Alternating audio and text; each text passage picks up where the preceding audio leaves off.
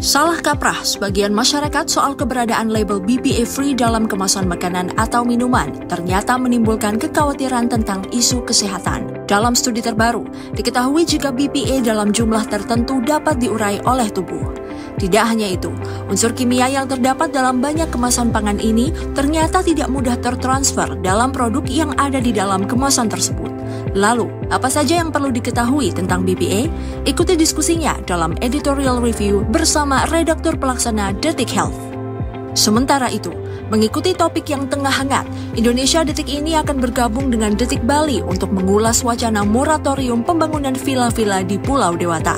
Sejauh mana bangunan-bangunan ini merusak tatanan wisata alam di Bali Selatan? Jangan lewatkan laporan Kepala Biro Detik Bali. Lalu, jelang matahari terbenam nanti, Detik Sore akan menghadirkan Luna Maya. Bercerita tentang pengalamannya mendalami peran dalam film Sumala, garapan produser Rocky Soraya dan sutradara Rizal Mantovani. Ikuti obrolan ringannya dalam Sunset Talk. Kini, mari kita ikuti berbagai informasi seputar ekonomi serta analisis pergerakan pasar saham jelang penutupan IHSG, serta berita-berita Detikcom lainnya sesaat lagi. Detik Sore, gak cuma hore-hore. Selamat sore Detikers. Halo, selamat sore Detikers. Welcome back to Detik Sore. Gak cuma hore-hore. Udah bersih. Bisa dibilang. Halo, selamat datang kembali di Detik Sore Anita Mae. Terima kasih. Passwordnya? It's good to be back. Enggak itu. Apa dong? Gak cuma hore-hore dong. Oh iya. Gimana sih? Kan ada depannya, ada welcome back Anita Mae. Oh iya, it's good to be back gitu. Ada. Depannya ada apa? Welcome back Anita Mae, kan tadi Oh, bilang iya. gitu di Detik Sore. Iya. Gak cuma hore-hore. Betul. Senang deh ada Anita Mae lagi di Detik Sore. Nikmati kesenangan ini sampai Sampai nanti kamu tidak akan bisa lagi menikmatinya. ya nikmatilah apa yang ada di sekitar kita. Ih, bagus lagi bajunya, kaosnya. Bagus. Sengaja gue pamer, Coba lihat dong. tunjukkan apa yang ada di dadamu. Lihat. Garuda. Jeng. Iya. Nggak di zoom lagi ya udahlah. Zoom dong. Zoom dong bang. Zoom dong bang. Bentar lagi nih Garuda main nih kayak 3 jam lagi. Ngapain sih, Dok? Nggak apa-apa, biar bagus aja kelihatan di kamera. Dia tadi habis makan itu. Enggak kelihatan enggak? Hitam-hitam itu kan? Dia juga ngelihat dari tadi. Tadi bilang hitam-hitam lagi. Nggak tahu, ijo-ijo tahu sekarang nggak hitam-hitam. Kemarin merah-merah. Apanya? IHSG. Betul. Oh, emang ada pernah IHSG hitam, nggak ada lagi. Pernah Kelihatan itu kecil. pernah kalau lagi ini apa namanya crash. Crash Emang landing on you. Iya pas lagi turun banget gitu Emang kayak hitam? bikinnya hitam ya. Masa sih? Iya. Kayak gimana? Pernah nggak terjadi selama Pas ini Chris, kita? pas Krismon. Oh, pas COVID nggak? Gue bagus juga ya kayak gini ya dilihat-lihat ya. Kayak apa?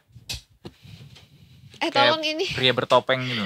tolong ini saya amunisi saya tolong yang mana ya?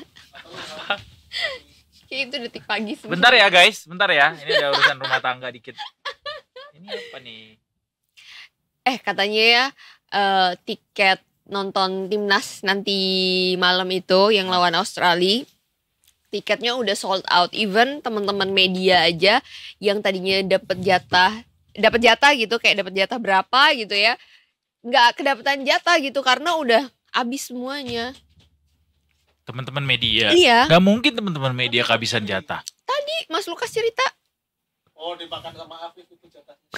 Apa Itu dia berarti nyebut lebih nama dari- gue? Lebih dari satu berarti mereka dapatnya ngambilnya. Iya, jatahnya satu media tuh 20. Oh gitu? Iya. Ya ampun. Balik ke Taunya sama Afif dijual ketengan di belakang. Banyak ternyata. Tahu gitu kita booking buat Indonesia Jepang aja deh nanti ya. Tanggal berapa ya yang Tahun Jepang ya? depan. Oh, masih lama ya. Anda udah nggak di sini kan?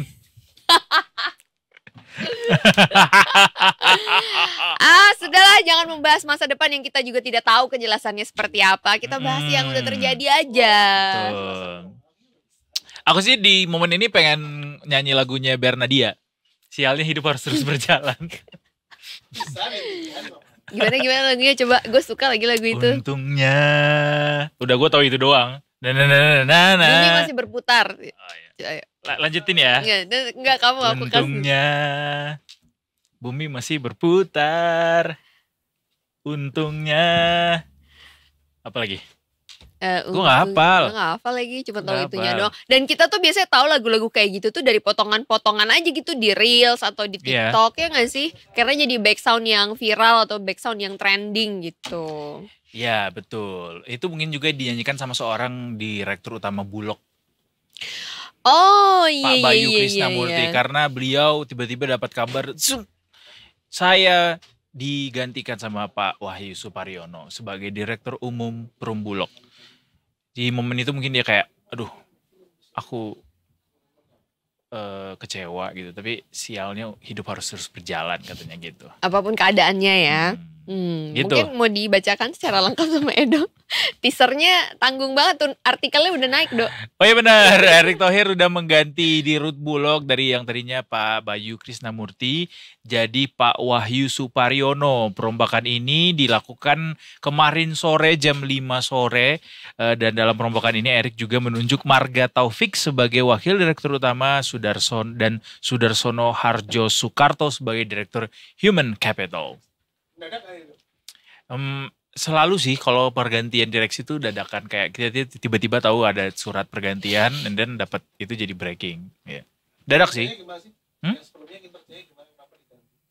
Sebelumnya kinerja gimana? Aduh, saya tidak dalam kapasitas untuk menilai kinerja beliau. Jadi ya kita lihat harga beras memang fluktuatif dalam beberapa waktu terakhir. Kemudian bahkan sempat katanya kemarin waktu ada rame-rame pilpres, beras langka dan segala macam. Dan Bulog juga jadi salah satu yang kita tanyakan di situ. Mungkin ada kaitannya dengan itu kali ya.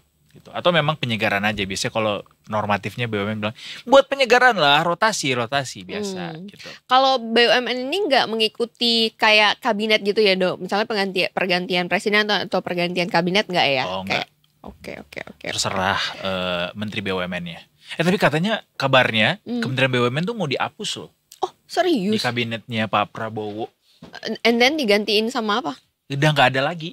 Udah nggak ada Kementerian Tapi BUMN. tugas fungsinya akan dialihkan ke kementerian apa? Nggak ada, belum ada ininya. Belum ada. Tapi yang pasti ya udah BUMN itu berjalan sendiri-sendiri aja jadi badan usaha milik negara. Tapi nggak perlu ada Kementerian BUMN di situ. Dan memang itu selalu sudah jadi diskursus sejak lama bahwa kayaknya kementerian ini nggak perlu ada deh.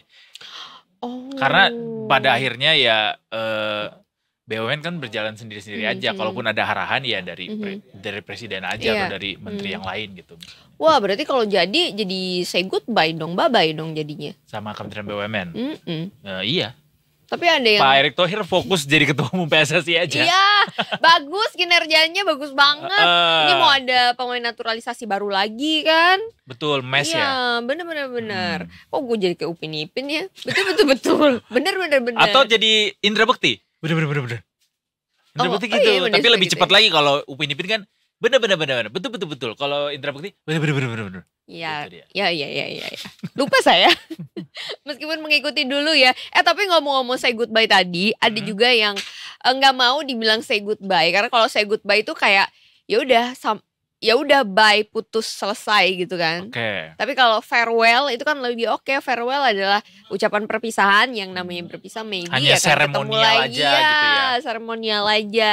Jadi Menteri Keuangan kita Ibu Sri Mulyani ini kan rapat terakhir di DPR ya. Beliau mengatakan tidak ada say goodbye, adanya farewell aja gitu. Jadi beliau dan jajarannya menyampaikan pada rapat terakhirnya bersama Komisi 11 Dewan Perwakilan Rakyat DPR RI menyampaikan terima kasih kepada jajaran Komisi 11 yang telah menjadi partner selama dirinya memimpin sebagai Menteri Keuangan.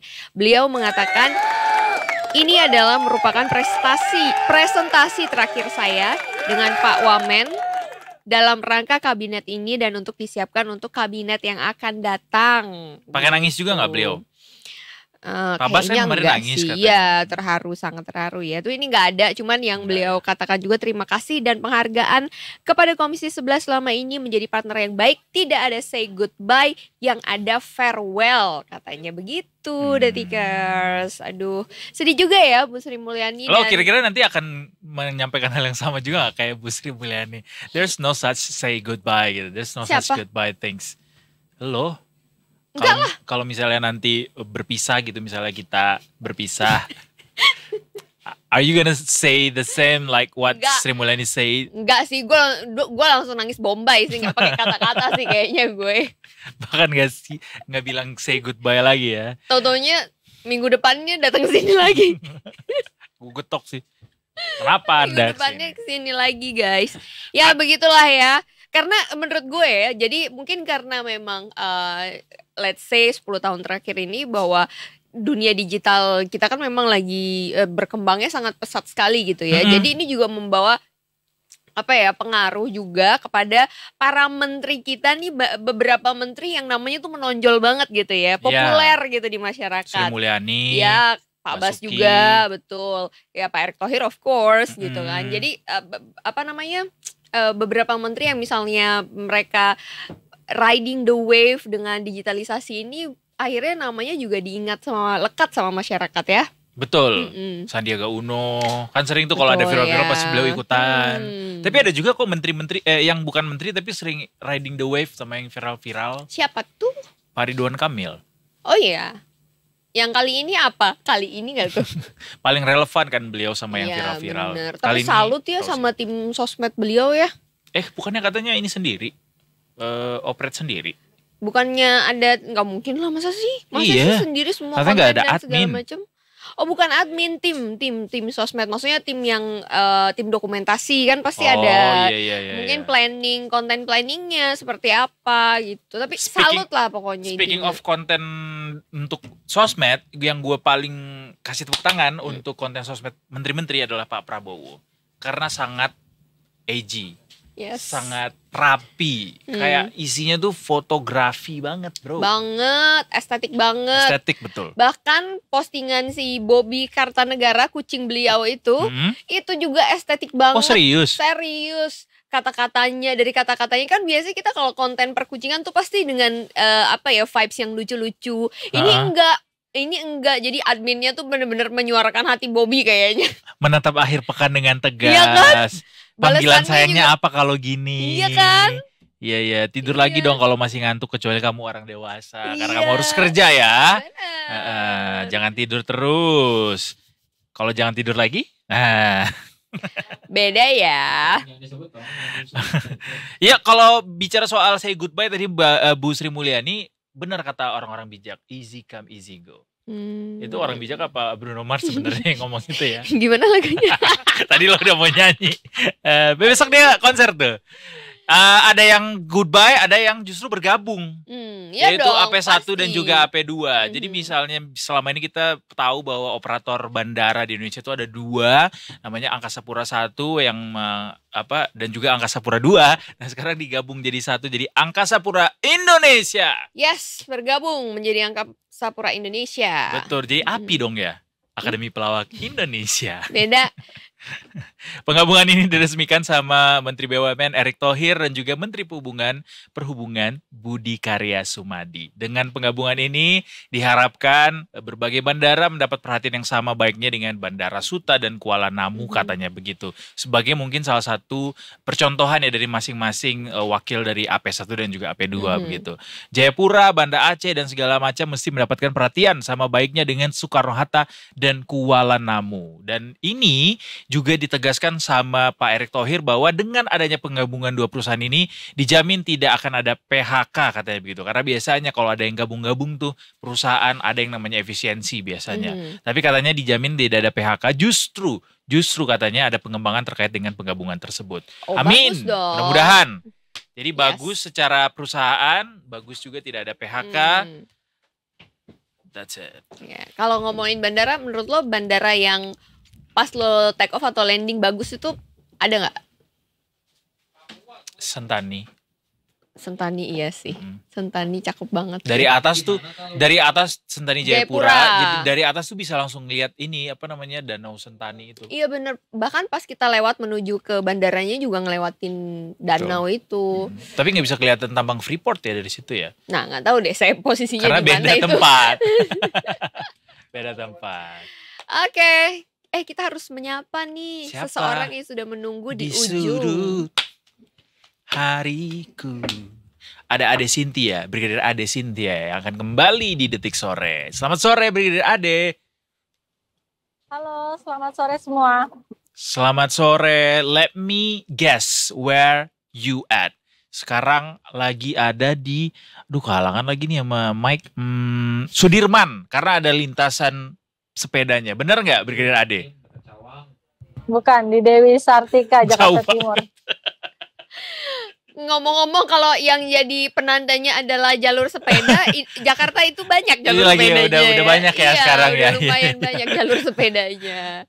Oke, Brigadir Ade, kalau misalnya jam-jam Ya. segini kan belum terlalu rame nih, ya kan? Gimana Tapi- kalau Brigadir Ade koprol dulu?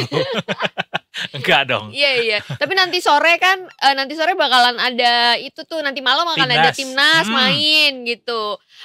Kalau ada bocoran nggak kira-kira untuk arus lalu lintas akan seperti apa tuh nanti di sana? Dan tentunya kalau misalkan menuju ke arah GBK sudah dihimbau untuk tidak melintasi kawasan GBK, terutama dari pukul 3 sore hingga pukul 9 malam. Dan tentunya saat di kawasan tersebut sudah diberlakukan rekayasa lalu lintas dan dihimbau bagi seluruh pengendara yang akan menonton di GBK untuk tidak membawa kendaraan pribadi, lebih baik untuk menggunakan kendaraan umum. Kendaraan umum, benar. Karena memang ke Oke. GBK udah banyak banget kendaraan umum yang bisa Oke, dipakai. nanti saya akan naik ojol ke sana. Nah itu bukan kendaraan umum. Ojol bukan ya? Bukan dong, kan dia bukan plat kuning. Oh, Pakai maksudnya Transjakarta. massive transport. Iya. Oh. Pakai dari sini Transjakarta koridor Turun di 13 turun di ASEAN, dari ASEAN nanti pakai Transjakarta lagi boleh atau pakai MRT turun di Istora Mandiri. Atau di Baiklah Senayan. kalau begitu, untuk demi mengurangi kemacetan di daerah sana saya akan naik transportasi umum nanti. Oke. Oke, Brigadir Ade silakan dengan laporannya. Monggo. Terima kasih.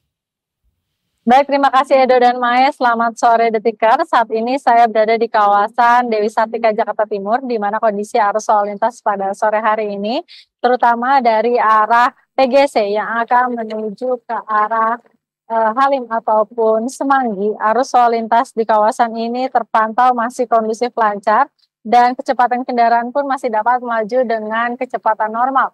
Dan kemudian selanjutnya dari arah Semanggi yang akan menuju ke arah Cawang ataupun menuju ke arah Cempaka Putih juga terpantau kondusif lancar. Pelambatan kecepatan kendaraan pun terlihat terjadi hanya menjelang traffic light seperti dengan kecepatan normal, dan terjadi kawasan lalu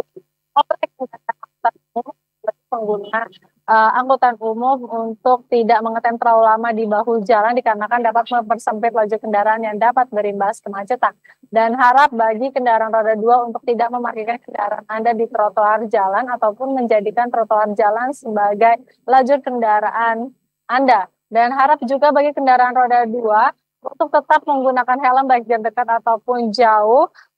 Dan juga perlu kami informasikan bagi kendaraan roda 4 untuk cek kembali plat nomor kendaraan Anda untuk disesuaikan dengan peraturan ganjil genap yang akan diberlakukan pada sore ini pukul 4 sore hingga pukul 9 malam. Dan mengingat pada hari ini akan dilaksanakan pertandingan sepak bola antara Indonesia versus Australia, kepada masyarakat di pukul 15 hingga 21.00 untuk menghindari ruas jalan seputaran GBK, sebanyak 2.335 personel gabungan dikerahkan mengawal pertandingan ini. Anggota tersebar di beberapa titik pengamanan. Dan personel gabungan itu terdiri dari Polda Metro Jaya, Polres Metro Jakarta Pusat, TNI, Dinas Perhubungan, Pemadam Kebakaran, dan Satpol PP. Selain itu, Polda Metro Jaya juga menyiapkan rekayasa lalu lintas di kawasan Stadion Utama GBK. Dan demikian informasi yang dapat kami sampaikan, dan bagi Anda yang ingin mendapatkan informasi tentang kondisi arus lalu lintas terkini, Anda dapat menghubungi call center kami di 1500669 atau dapat melalui SMS Center di 9119. Stop pelanggaran, stop kecelakaan, keselamatan untuk kemanusiaan, Indonesia Tertib, dan salam presisi. Demikian Brigadir Ade Cynthia melaporkan. Selanjutnya kembali kepada rekan di studio.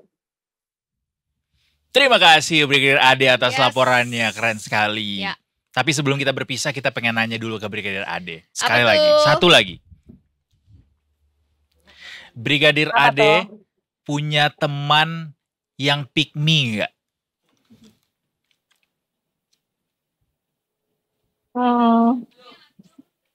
Enggak.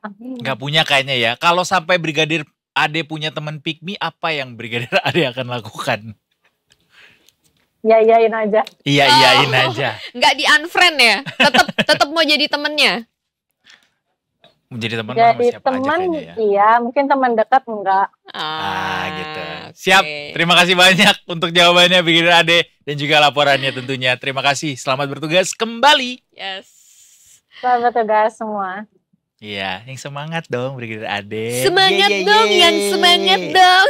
Tahu nggak sih? Tahu. Yang semangat dong, yang semangat dong. Maneh weh sendiri. Aing mah capek, pengen Betul. sare. Jangan nyuruh-nyuruh aing semangat. Sebenarnya orang yang lagi nggak semangat tuh nggak butuh disemangatin ya. Iya. Cuman orang- butuh divalidasi aja bahwa oh lagi nggak semangat ya udah. Ya udah, gitu aja. Sok mangga atuh, nggak usah Nggak perlu semangat gimana-gimana. Ya, lagi bosan diajak ngobrol aja. Tetap. Mumpung ruangan ini adalah ruangan tempat yang tetap ngobrol, kan? Oh iya, kalau ada sesuatu yang ingin dibicarakan ya. Udah jam 4.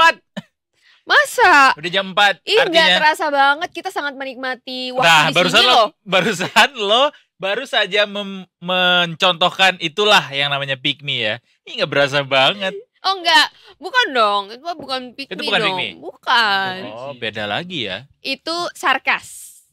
Oh, Nanti baik. gue kasih contoh cewek pick me ya. Oke. Kita langsung aja ke sentimen yang mempengaruhi perdagangan pasar hari ini. Detikers sebelum kita menuju ke market review. Yoi, silakan.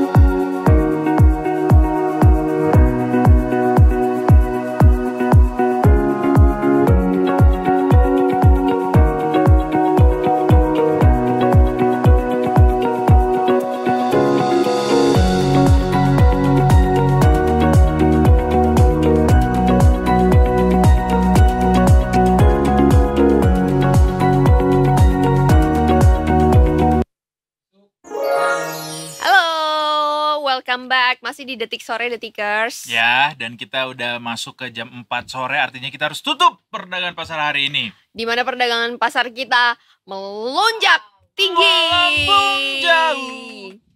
Barengan sama Mbak Sandra sini dari... Gue udah mau nyanyi nih loh, udah gue mau denger nih, udah miring nih gue.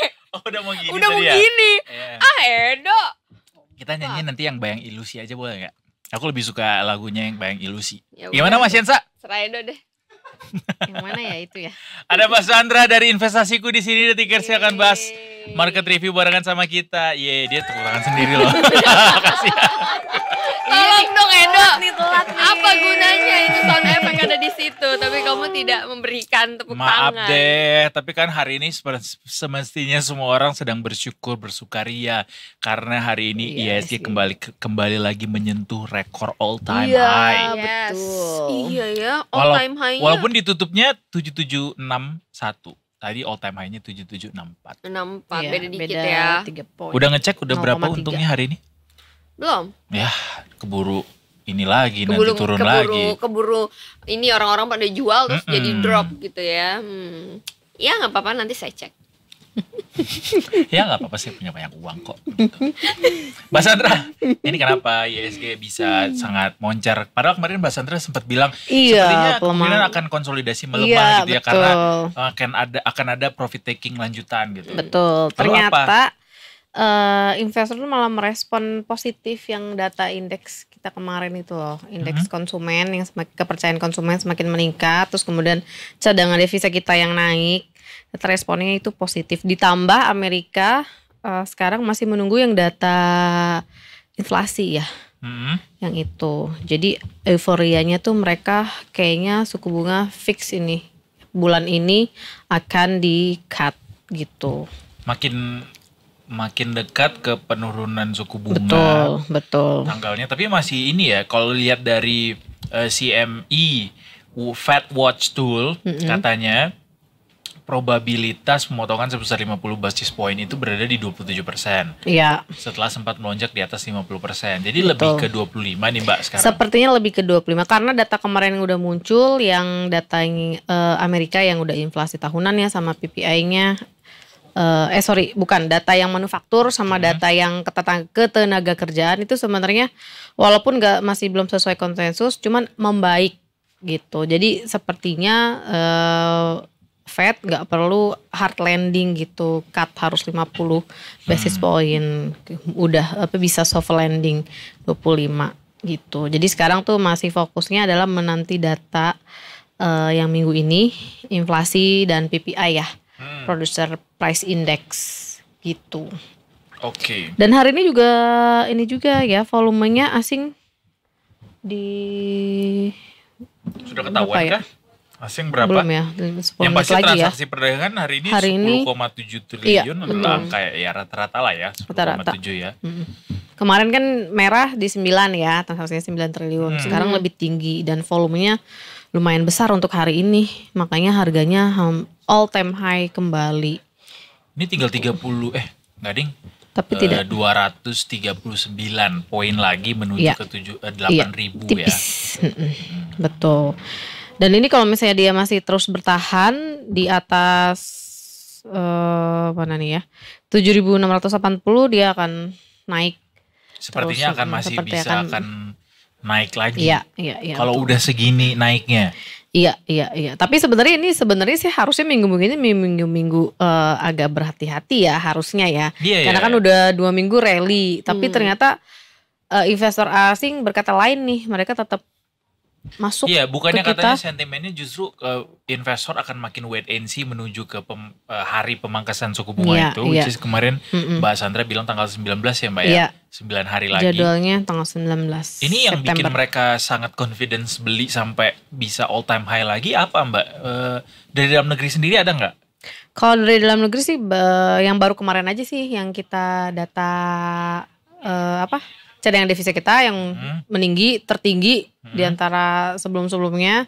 Terus kemudian data kepercayaan konsumen kita akan mengkonsumsi itu tinggi, bukan tinggi maksudnya naik bertambah. Berarti kan optimis ya. Optimis. Jadi optimis akan ekonomi kita nantinya terus bertumbuh gitu. Dan data-data yang dari US pun yang kemarin udah keluar itu angkanya ya beda-beda tipis dari ini deh harapan gitu. Jadi sebenarnya membuat itu untuk fix suku bunga harus dipangkas kayak gitu. Rencananya di tanggal berapa Mbak? Apa? Pemangkasan suku bunga? 19 September. 19 September dari The Fed, kemudian Indonesia? Kalau kita biasanya, kalau kita sih trade decision itu nanti ada tanggal 18 September. Cuman pasti kita tetap nunggu dari The Fed setelah itu mungkin kalau misalnya ada pemangkasan gitu. Biasanya ada proses ininya dulu ya Do ya, dari keputusan The Fed kemudian untuk diterapkan di Indonesia mungkin melihat berbagai sentimen juga. Termasuk sentimen yang lain, termasuk apa yang dilakukan sama The Fed gitu. Jadi baru setelah nggak tahu kalau yang nanti nih pengumuman suku bunga acuan dari BI apakah menunggu The Fed rilis dulu atau bisa sebelum? Kalau itu sih sebenarnya kalau yang udah nunggu The Fed dulu ya, baru kita mengikuti kayak gitu. Kayaknya sih sepertinya ini masih lanjut seperti itu, nungguin The Fed dulu gitu. Iya. Jadi tunggu yang pasti-pasti dulu nih ya, baru kita follow lagi.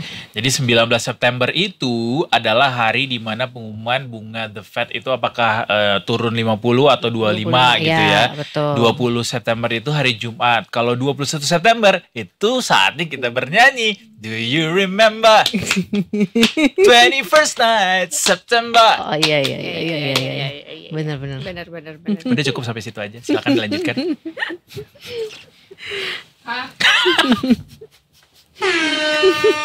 Oh bukan, salah. Itu.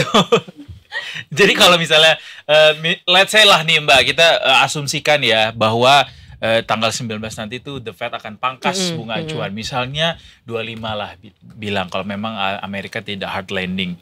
Kira-kira di Indonesia akan dampaknya sebesar apa? Apakah nanti akan langsung IHSG orang jadi makin optimis belanjanya sehingga akan bisa nih di tanggal 19 itu nanti udah 8.000. Nggak perlu nunggu sampai akhir tahun gitu misalnya. Apa gimana?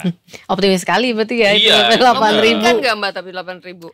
Tidak ada yang tidak mungkin sih sebenarnya ya. Gimana kalau kita kan masih terpengaruh investor asing ya.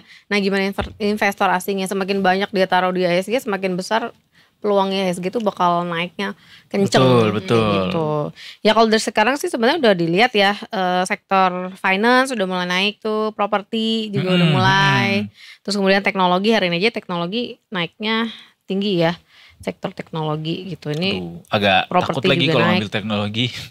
Iya, karena belum ini ya. Iya benar, Goto 3 poin loh. Iya. Ini gede banget. Walaupun cuma 3 poin. 5%. Iya 5% jatuhnya kalau di Goto. Kenapa riskan untuk ngambil ini emiten teknologi? Karena sedikit market cap-nya. Transaksinya? Yang punya sahamnya tuh dikit jadi rawan penyelewengan. Gimana tuh penjelasannya tuh? Rawan jebakan Batman. Ya. Oh. Gue nggak bilang Goto atau itu ya, tapi yang pasti saham teknologi gitu. Karena belum terlalu settle gitu di according to my opinion tapi ya, yang bukan siapa-siapa ini gitu. Itu sih opini pribadi. Tapi kalau misalnya dia mengalami penguatan itu pengaruhnya dari biasanya apa? Kalau dia mengalami penguatan, Mbak. Teknologi. Kalau teknologi kalau sebenarnya kalau di kita itu kalau teknologi penguatan ya itu pasti karena suku bunga. Suku bunganya sakit ya. Gue foto dibuka. Sakit tahu itu pasti. Enggak, cuman dia suaranya doang gitu. Karena gue kan suka gini-gini kan. Kesannya kayak marah-marah gitu ya. Enggak sih. Cuma kita aware aja sama kesehatan mental beliau. Oke.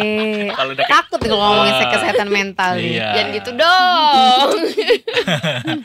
udah lama nih kita bikin nangis beliau.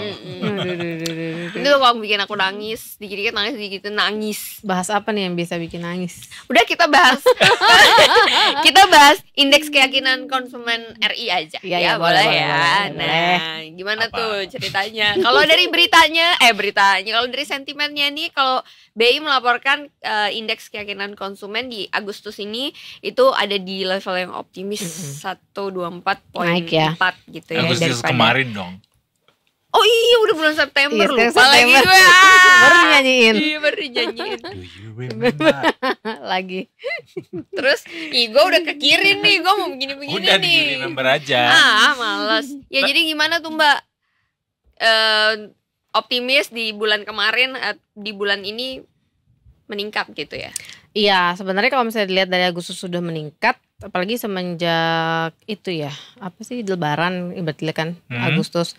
Berarti mungkin konsumen masyarakat kita optimis nanti setelah pelantikan, apalagi ekonomi kita nanti terus bertumbuh dan daya beli masyarakat juga terus naik sehingga inflasi ya walaupun naik ya naiknya terkontrol kayak gitu.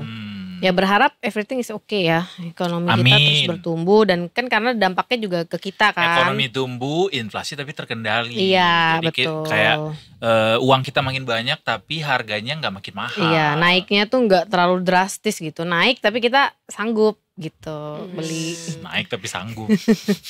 Oh ini ya, kalau banyak potongan gajinya juga harus naik biar kita Iya, sanggup dipotong gitu Nggak ya. sanggup dipotong juga sih. Betul. Iya betul, tapi nggak sanggup sih kalau dipotong ya. Kalau banyak potongan-potongan pajak minimal ya, Iya, naikin ada lah, sebesar adalah itu. potongan pajak lebih dikit. Betul. Ya. Iya, kalau Lebih memang dikit, ekonomi ada lebihnya.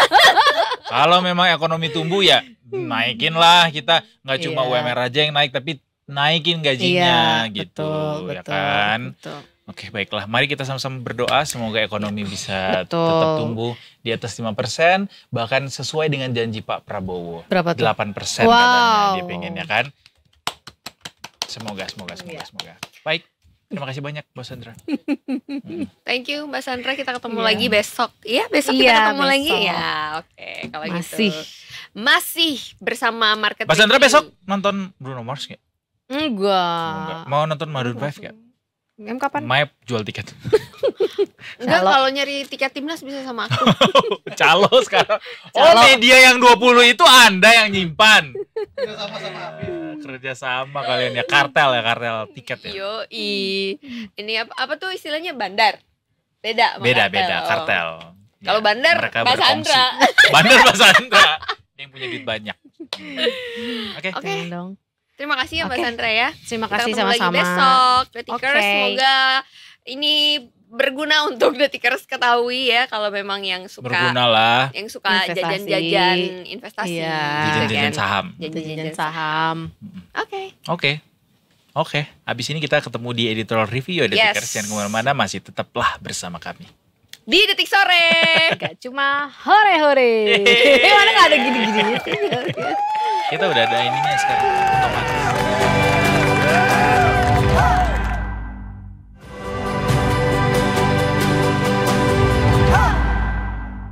Gak bakal nanya itu sih. Masuk. Oke, kita masih di Detik Sore Detikers, nggak cuma hore-hore. Iya, seperti janji kita hari ini editorial review kita akan bahas sesuatu yang berhubungan dengan kesehatan. Betul. Tadi tadi Edo di belakang atau di depan ya nanya tadi mendingan BBA free atau sama aja? Iya, di off air. Oh, gitu di off air namanya. ya itu. Apalagi? Ya. Oke, Detikers untuk tahu Tahu. jawabannya. Kita langsung aja ketemu sama Mas Uyung dari Detik Health. Ya. Jawaban apa? Kita belum menanyakan apa-apa loh. Ya, selamat sore ya, emang selamat sore. Karena aku masih menyapa. Kan baru ketemu lagi nih Mas Uyung ya. Terakhir kita ngebahas apa Minggu ya? lalu. Mpox. Mpox. terakhir. Sekarang kita bahas BPA. Apakah kepanjangan dari BPA, Mas Uyung? BPA itu bisphenol A Apa itu? kepanjangannya. Jadi bisphenol A itu apa ya? Jadi kan kita kalau lihat plastik kan ada macam-macam jenisnya itu. Nah, salah satu jenis plastik itu ada yang namanya polikarbonat. Nah, itu bahan bakunya BPA. Itu bisphenol A. Jadi bahan baku untuk membuat polimer, salah satunya plastik polikarbonat. Selain itu juga digunakan juga sebagai resin epoksi. Itu pelapis, kalau teman-teman makanan kaleng itu yang melapisi kalengnya supaya nggak kontak langsung dengan bahan makanannya, itu namanya resin epoksi, itu juga dari BPA. Jadi sederhananya bisa dibilang BPA ini kandungan plastik. Ya, monomer, istilahnya monomer. Jadi Monomer. bahan baku untuk membuat polimer plastik itu tadi. Oh, oke. Plastik itu kan macam-macam. Nah, polikarbonat itu salah satu jenis plastik. Terus kemudian resin epoksi itu juga plastik juga sebenarnya. Which is sesuatu yang berbahaya kah? Karena memang sekarang kan banyak banget produk-produk BPA free gitu. Betul. Kalau di kimia itu biasanya berbahaya atau tidak itu tergantung dosisnya. Jadi apapun sebenarnya kalau misalnya berlebihan ya itu akan berbahaya. Kalau misalnya di bawah angka tertentu dia akan tidak akan memberikan efek apa-apa kayak gitu. Oke. Dan ini juga kan efeknya jangka panjang gitu kan ya. Jadi bisa dilihat sebenarnya kalau efek jangka panjang dan jangka panjang itu pun kalau misalnya dikonsumsi atau digunakan berlebihan mungkin lebih besar resikonya kalau ke situ ya Mas ya. Ya, jadi ada regulasinya. Kalau ngomongin BPA ini ya, kenapa ini masih dipakai? Karena ya memang ada regulasinya. Jadi ada risetnya bahwa kalau sampai kadar tertentu kayak gitu itu akan bisa dimetabolisme dengan baik oleh tubuh sehingga tidak menimbulkan efek apapun di dalam tubuh. Nah, di metabolisme atau tidak itu tergantung itu tadi. Jadi kalau misalnya masih di rentang itu dia akan dimetabolisme oleh hati, oleh organ-organ metabolisme gitulah. Terus dikeluarkan lagi melalui urin dan segala macam kayak gitulah pokoknya, seperti zat-zat pada umumnya gitu. Jadi BPA tidak bisa diurai dalam tubuh sehingga bisa memicu kanker itu mitos ya Mas ya. Sebenarnya bisa diurai ya. Bisa diurai. Menurut para ahli itu bisa diurai. Bisa diurai dan ada batas amannya juga tadi. Ada yang batas Mas amannya. Uyung Jadi bilang. Jadi ada sekitar 90% itu diubah menjadi bentuk tidak aktif sehingga tidak itu kan BPA itu kan kalau misalnya yang mengatakan itu berbahaya itu kan karena itu sifatnya mirip seperti hormon alami di tubuh kita namanya pokoknya salah satu hormon BPA itu menyerupai itu kerjanya. Jadi kalau misalnya kadarnya sangat banyak, ya itu yang mengganggu keseimbangan hormonalnya itu. BPA ini bisa ditemuin di mana aja, Mas? Salah duanya itu tadi plastik polikarbonat, terus kemudian di pelapis Makanan kaleng. kemasan kaleng kayak gitu, terus kemudian thermal paper struk belanja. Nah itu juga lapisan BPA-nya, sehingga dia ketika di print gitu keluar kayak ada warnanya, itu kan bukan tinta kan, itu apa namanya muncul dari reaksi thermalnya itu. Iya.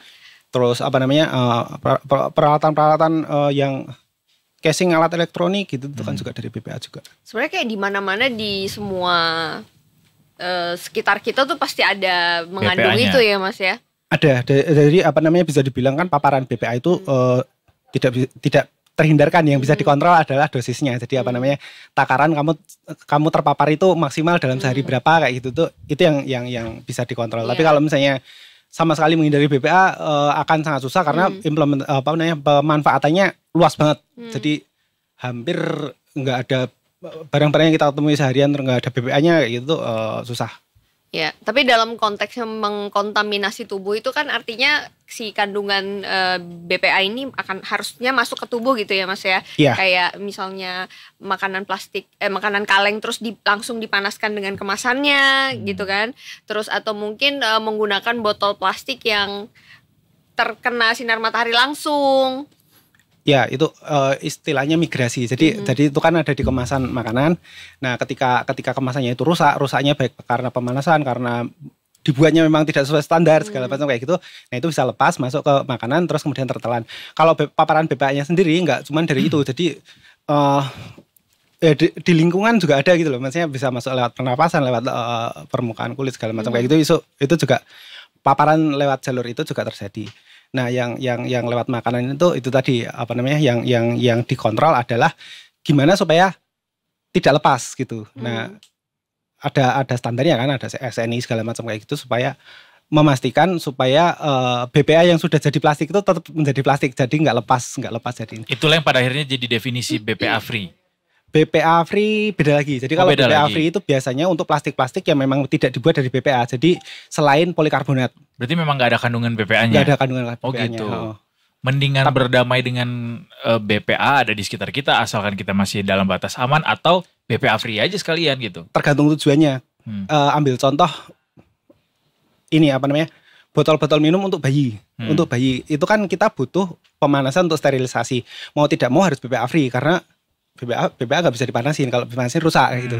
Jadi harus ada apa namanya pemanasan dengan suhu tinggi di atas 70 derajat Celcius itu meningkatkan risiko pelepasan BPA. Brand ya? Belum kesempatan, Mas, aman aja. Itu pelepasan BPA. Jadi orang pilih BPA free untuk botol bayi karena memang dalam proses penggunaannya, pemanfaatannya itu mengharuskan untuk dipanasin dalam suhu tinggi untuk sterilisasi itu. Tapi kalau untuk minum air dingin segala macam kayak gitu, ya sebenarnya nggak butuh BPA free juga karena bisa dikondisikan supaya BPA-nya itu tetap dalam bentuk plastik. Jadi tidak mencemari, tidak bermigrasi ke air minumnya, taruhlah seperti itu. BPA free sekalipun nggak berarti apa ya, BPA itu kan cuma salah satu yang orang takutin gitu. Sebenarnya di luar BPA, jenis plastik yang lain itu juga dibuat dari bahan kimia yang kalau misalnya berlebihan itu ya sama aja, nggak lebih aman dari BPA juga. Jadi kalau misalnya taruhlah jenis plastik tertentu gitu, bukan polikarbonat. Jadi iya bener BPA free, tapi kalau misalnya dipanaskan atau kena benturan segala macam, melepaskan senyawa kimia lain bahan bakunya si plastik itu, kalau berlebihan ya sama aja gitu, nggak lebih aman juga dari sama berbahayanya gitu ya. Tergantung kebutuhan kita apa, terus kemudian handlingnya seperti apa, dan memastikan diproduksinya sesuai standar. Itu sih sebenarnya. Kan masing-masing ada ini ya, ada berarti kriterianya. Setiap kemasan itu, setiap kemasan botol yang memang yang sebaiknya kita pilih tuh harus ada itunya, logonya ya Mas ya. BPA free itu harus ada logonya di setiap kemasan. Sebenarnya lebih representatif itu food grade sih. Food grade itu lebih ini. Okay. Jadi kalaupun di situ ada BPA itu dalam apa namanya, ada risiko BPA itu dalam kadar yang sesuai standar taruhlah seperti itu. Kalaupun ada senyawa toksik yang lain gitu, itu juga di rentang yang masih diperbolehkan kayak gitu ya, itu food grade seperti itu. Tapi kalau BPA free doang tidak menjamin kalau itu mengandung senyawa lain di luar BPA yang tidak lebih aman gitu loh. Jadi Berarti BPA ini free dua- hanya tidak mengandung BPA aja, tidak berarti tidak mengandung etilen glikol, mengandung apalah kayak gitu. Oke, berarti BPA free dan food grade itu dua hal yang berbeda, ataukah kalau udah BPA free itu artinya food grade juga? Berbeda. Food grade jadi aman untuk kemasan makanan. BPA free ya bisa jadi aman, bisa jadi enggak. Jadi kalau misalnya BPA free tapi tidak free dari bahan kimia berbahaya yang lain, yang enggak aman juga, enggak food grade juga gitu. Mas, aku kurang update mungkin dengan aturannya sendiri, tapi ada aturan kah harus wajib melampirkan logo BPA free ini di setiap produk kemasan yang ada sekarang atau gimana? Spesifik untuk AMDK dari BPOM ada. Kewajiban untuk Ya, itu aturan bukan BPA free sih, ada aturan untuk bahwa bahan ini berpotensi melepas BPA atau gimana lah istilahnya, redaksinya aku tidak terlalu hafal, tapi ada ketentuan seperti itu. Oh, ada disclaimer gitu maksudnya? Iya, ada disclaimer. Bukan harus BPA free? Enggak. Oh, I see. Oke. Jadi beda ya, BPA free beda, food grade beda, dan tidak ada kewajiban sebenarnya untuk mencantumkan bahwa ini kemasan BPA free gitu. Jadi kalau misalnya untuk BPA free sendiri sepenting apa saat ini produk-produk itu memiliki label BPA free? Tergantung kebutuhan. Ya itu tadi, kalau misalnya memang kita membutuhkan itu untuk kemudian dipanaskan dalam suhu tinggi ya mau tidak mau kita memilih yang BPA free. Tapi kalau misalnya tidak ada kebutuhan untuk itu ya sebenarnya nggak perlu takut-takut amat, karena selama produknya ini ya ada SNI-nya segala macam kayak gitu, dibuat sesuai standar segala macam kayak gitu. Tapi yang paling ditakutkan dari paparan BPA ini apa sih Mas biasanya? Bener gak sih katanya galon, atau justru dari kemasan makanan minuman yang mungkin makanan kaleng dan lain-lain? Nah itu kan kemarin kita ada diskusi itu kan, jadi diungkap di situ ada sebuah penelitian yang menunjukkan bahwa paparan BPA itu tertinggi bukan dari minuman, tapi justru dari kemasan ini makanan kalengan, makanan kalengan kayak gitu, paling tinggi sekitar 73% atau berapa itu dari situ. 73% kemungkinan ada BPA-nya gitu maksudnya? Iya, dari ditemukan di 73% kalau nggak salah gitu. Paparan BPA-nya. Paparan BPA-nya untuk makanan kemasan kaleng. Makanan kaleng. Yang dipanaskan. Atau makanan kaleng aja itu udah mengandung itu BPA. Dia tercemarnya dari apa kan kita nggak tahu, karena itu penelitiannya ngambil sampling gitu kan. Apakah dia migrasinya terjadi karena pemanasan atau dibuatnya tidak bagus atau handlingnya seperti apa, enggak diteliti di situ. Tapi dari sampling yang dilakukan itu ditemukan paling banyak dari situ kayak gitu. Itu dari yang dipaparkan kemarin waktu diskusi. Oke. Gitu. Nah kan kalau masuk ke tubuh manusia sebenarnya tubuh kita bisa meregulasi itu kan ya Mas, seperti yang tadi Mas Uyung sampaikan gitu. Mungkin boleh dijelaskan lebih banyak lagi Mas, apa aja yang mesti dilakukan supaya si kandungan BPA ini bisa keluar sendiri secara otomatis dari tubuh kita? Ya, memastikan sistem metabolismenya berjalan dengan baik. Tubuhnya harus ya anjuran hidup sehat pada umumnya sih, maksudnya banyakin makanan yang seimbang, pola makan yang seimbang segala macam kayak gitu. Banyak minum air, karena ya sekian persen tubuh kita kan terdiri dari air. Kalau misalnya kurang cairan juga tidak berjalan dengan baik sistem metabolismenya. Gitu-gitu sih. Makanan antioksidan segala macam itu juga akan membantu, karena senyawa-senyawa kimia yang tidak dibutuhkan oleh tubuh itu kan dilawannya dengan antioksidan segala macam itu. Iya. Kalau dibaca-baca kan Mas, paparan BPA ini banyak nih bisa memicu masalah kesehatan yang serius gitu. Mulai dari gangguan hormonal sampai kanker dan segala macam gitu. Yang perlu diketahui masyarakat lantas ketika dalam memilih apa yang harus dikonsumsi gitu, misalnya konsumsi dalam kemasan gitu. Apa sih yang esensial perlu diketahui sama masyarakat Mas, supaya terhindar dari yang namanya gangguan paparan BPA ini?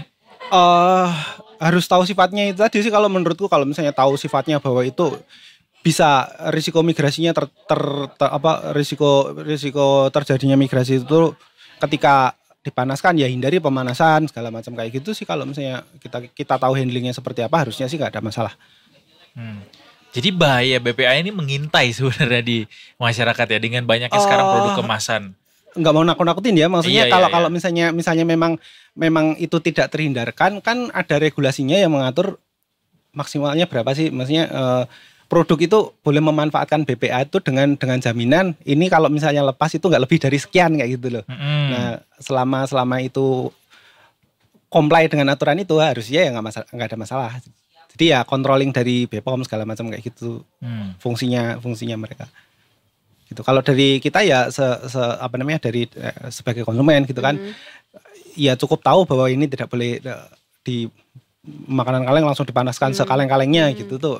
Itu yang meningkatkan risiko terjadinya migrasi dari kemasan ke bahan makanannya di dalamnya. Nah, terus masuk ke tubuh. Terkonsumsi itu. gitu ya. Tapi kalau tadi Mas Uyung juga sempat bilang bahwa sebenarnya kontaminasi ke manusia itu bisa nggak cuma lewat makanan aja, ada beberapa juga tadi ya Mas ya. Mungkin boleh lebih dijelaskan itu Mas? Ya karena apa namanya ada di mana-mana apa ya? Ya kan nggak cuma ya yang banyak kita yang belakangan ini banyak diomongkan kan memang dalam kaitannya dengan kemasan makanan. Cuman kan yang orang nggak kepikiran adalah pemanfaatan BPA itu lebih luas dari itu. Sesimpel thermal paper tadi itu struk belanja itu tuh kan mengandung ini juga ya mengandung BPA gitu. Kalau misalnya dalam jumlah yang mungkin juga nggak gede-gede amat gitu, itu kan kalau misalnya luntur segala macam kena kulit terus kemudian bertahan lama kan ada penyerapan di situ, ya itu masuk juga kayak gitu. Atau ya kalau anak kecil kan kita nggak tahu ya ada kunyah lah atau apa kayak gitu, itu kan masuk juga gitu. Atau yang lepas ke udara terus kemudian terhirup masuk juga gitu. Misalnya ada yang bakar sampah plastik gitu terus kehirup Bisa sama kita juga. gitu bisa. Ya tidak terhindarkan sih ya, yang bisa dilakukan adalah membatasi itu tadi dengan comply dengan regulasi yang ada. Oke. Nah, apa nih Mas yang harus kita lakukan misalnya katakanlah nih kayak misalnya punya anak-anak anak kecil yang lagi apa-apa tuh bahannya tuh ada terbuat dari itu gitu. Apa nih yang mesti dijadikan biar kita aware gitu? Kayak misalnya Ya, pemilihan produknya, terus produknya yang bagus ya. yang Kan kayak ada gimana yang standarnya BPA free atau seperti apa? Ya nggak harus BPA free. Maksudnya kalaupun nggak BPA free, cat kan juga ada kandungan apa yang terhirup juga kan. Cat. Kayak gitu. Iya, cat segala macam itu kan chemical semua itu. Kalau yang melepaskan chemical tertentu terus kemudian terhirup segala macam gitu. Yang bisa kita lakukan ya memilih produk yang kan dari proses produksinya sudah ada ketentuan-ketentuan supaya ini tidak melepaskan chemical berbahaya kayak gitu kan. Ya kita pilih yang terpercaya gitu kan, enggak yang abal-abal yang kita nggak tahu kualitasnya seperti apa gitu. Biasanya lebih mahal memang, tapi kan nggak jaminan juga yang lebih mahal pasti aman gitu. Ya kalau misalnya kita sudah punya biasanya pakai ini gitu. Biasanya lebih terpercaya, nggak coba-coba yang abal-abal gitu lah Bang. Iya, oke. Berarti price matter ya. Nggak selalu. Tapi produk terpercaya memang biasanya pricey harganya. Iya, ada harga, ada kualitas. Ya, ada harga, ada kualitas. Yes. Ada pokoknya kita percaya aja ada yang kontrol gitulah ini ya. Karena ada SNI kan, maksudnya ada ya semacam itulah gitu. Ya, tapi yang jadi kekhawatiran di masyarakat ya ketika ada isu ini tidak sesederhana itu untuk memahami bahwa ini bisa dihadapi gitu, misalnya bahaya-bahayanya tadi gitu, karena efeknya juga jangka panjang kan gitu. Itu yang jadi kekhawatiran gitu masih masyarakat. Ya. Gitu ya. Jangka panjang itu maksudnya apa? Kalau misalnya yang dimaksud adalah akumulasi segala macam itu. Iya. Kecil risikonya karena 90% dari paparan, kalau kita ngomong BPA ya, yang kemarin disampaikan oleh beberapa pakar klinisi kayak gitu, 90% dari BPA yang masuk ke dalam tubuh itu akan dikeluarkan lewat itu tadi sistem metabolisme kita kan bisa mengubah itu menjadi tidak aktif, kemudian keluar dari urin, keringat segala macam gitu. Atau mungkin praktisnya gini Mas Uyung, apa sih yang bisa kayak hindari begini gitu, atau selalu lakukan ini gitu misalnya, biar masyarakat mungkin tidak multitafsir gitu terhadap apa sih yang bisa dilakukan masyarakat supaya terhindar dari risiko paparan BPA ini gitu. Kalau saya sih ya gunakan produk-produk yang sudah terjamin kualitasnya, jangan yang abal-abal yang kita nggak tahu. How do we know bahwa itu adalah produk yang terjamin kualitasnya? Balik pada keyakinan masing-masing. Enggak sih, kita biasanya udah punya taruhlah punya langganan brand tertentu yang kita udah yakin ini udah nggak mungkin dia akan melanggar regulasi dengan mempertaruhkan Nama baiknya. nama baiknya kayak gitu tuh. Kayak yang semacam itu kan Ya, balik lagi berarti sesuai dengan yang dibilang Maya tadi ya, kembali kepada keyakinan masing-masing. Enggak, Itu kan keyakinan tersendiri pada akhirnya. kan ada yang kontrol juga harusnya Betul, ya. harusnya iya, betul. Kalaupun enggak ya kita nggak tahu kan Iya, sebagai iya. pengusaha, tapi kan mestinya ada mekanisme controlling kayak gitu. Baiklah. Toh Jadi kemarin Kak, kalau kita ngomongin melebar lagi ke obat yang tercemar bla bla bla bla gitu, mostly kan dari yang industri yang abal-abal gitu kan.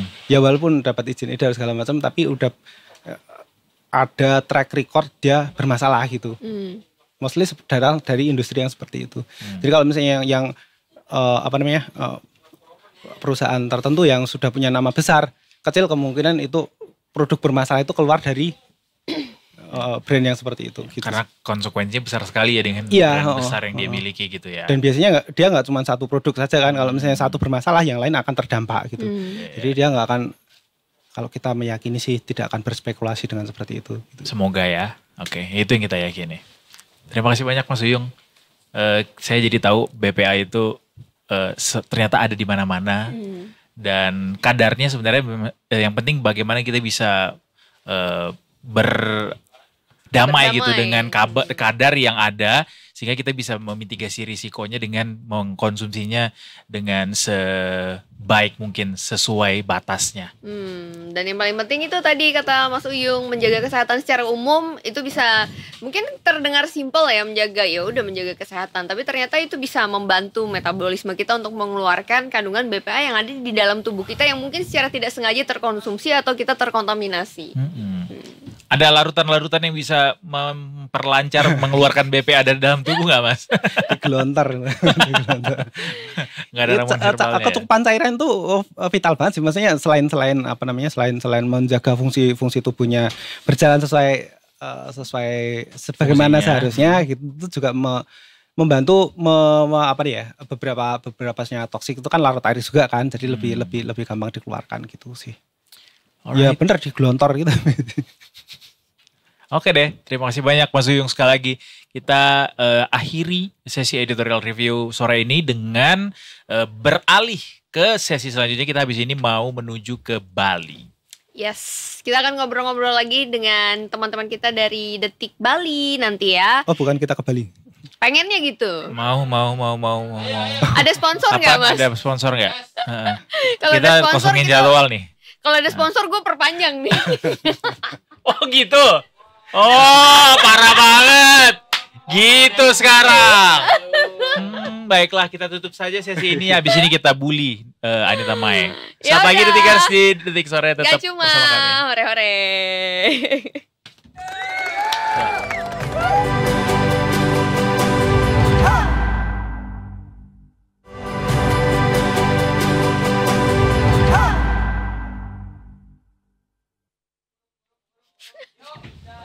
Kembali lagi di Detik Sore. Gak cuma hore-hore.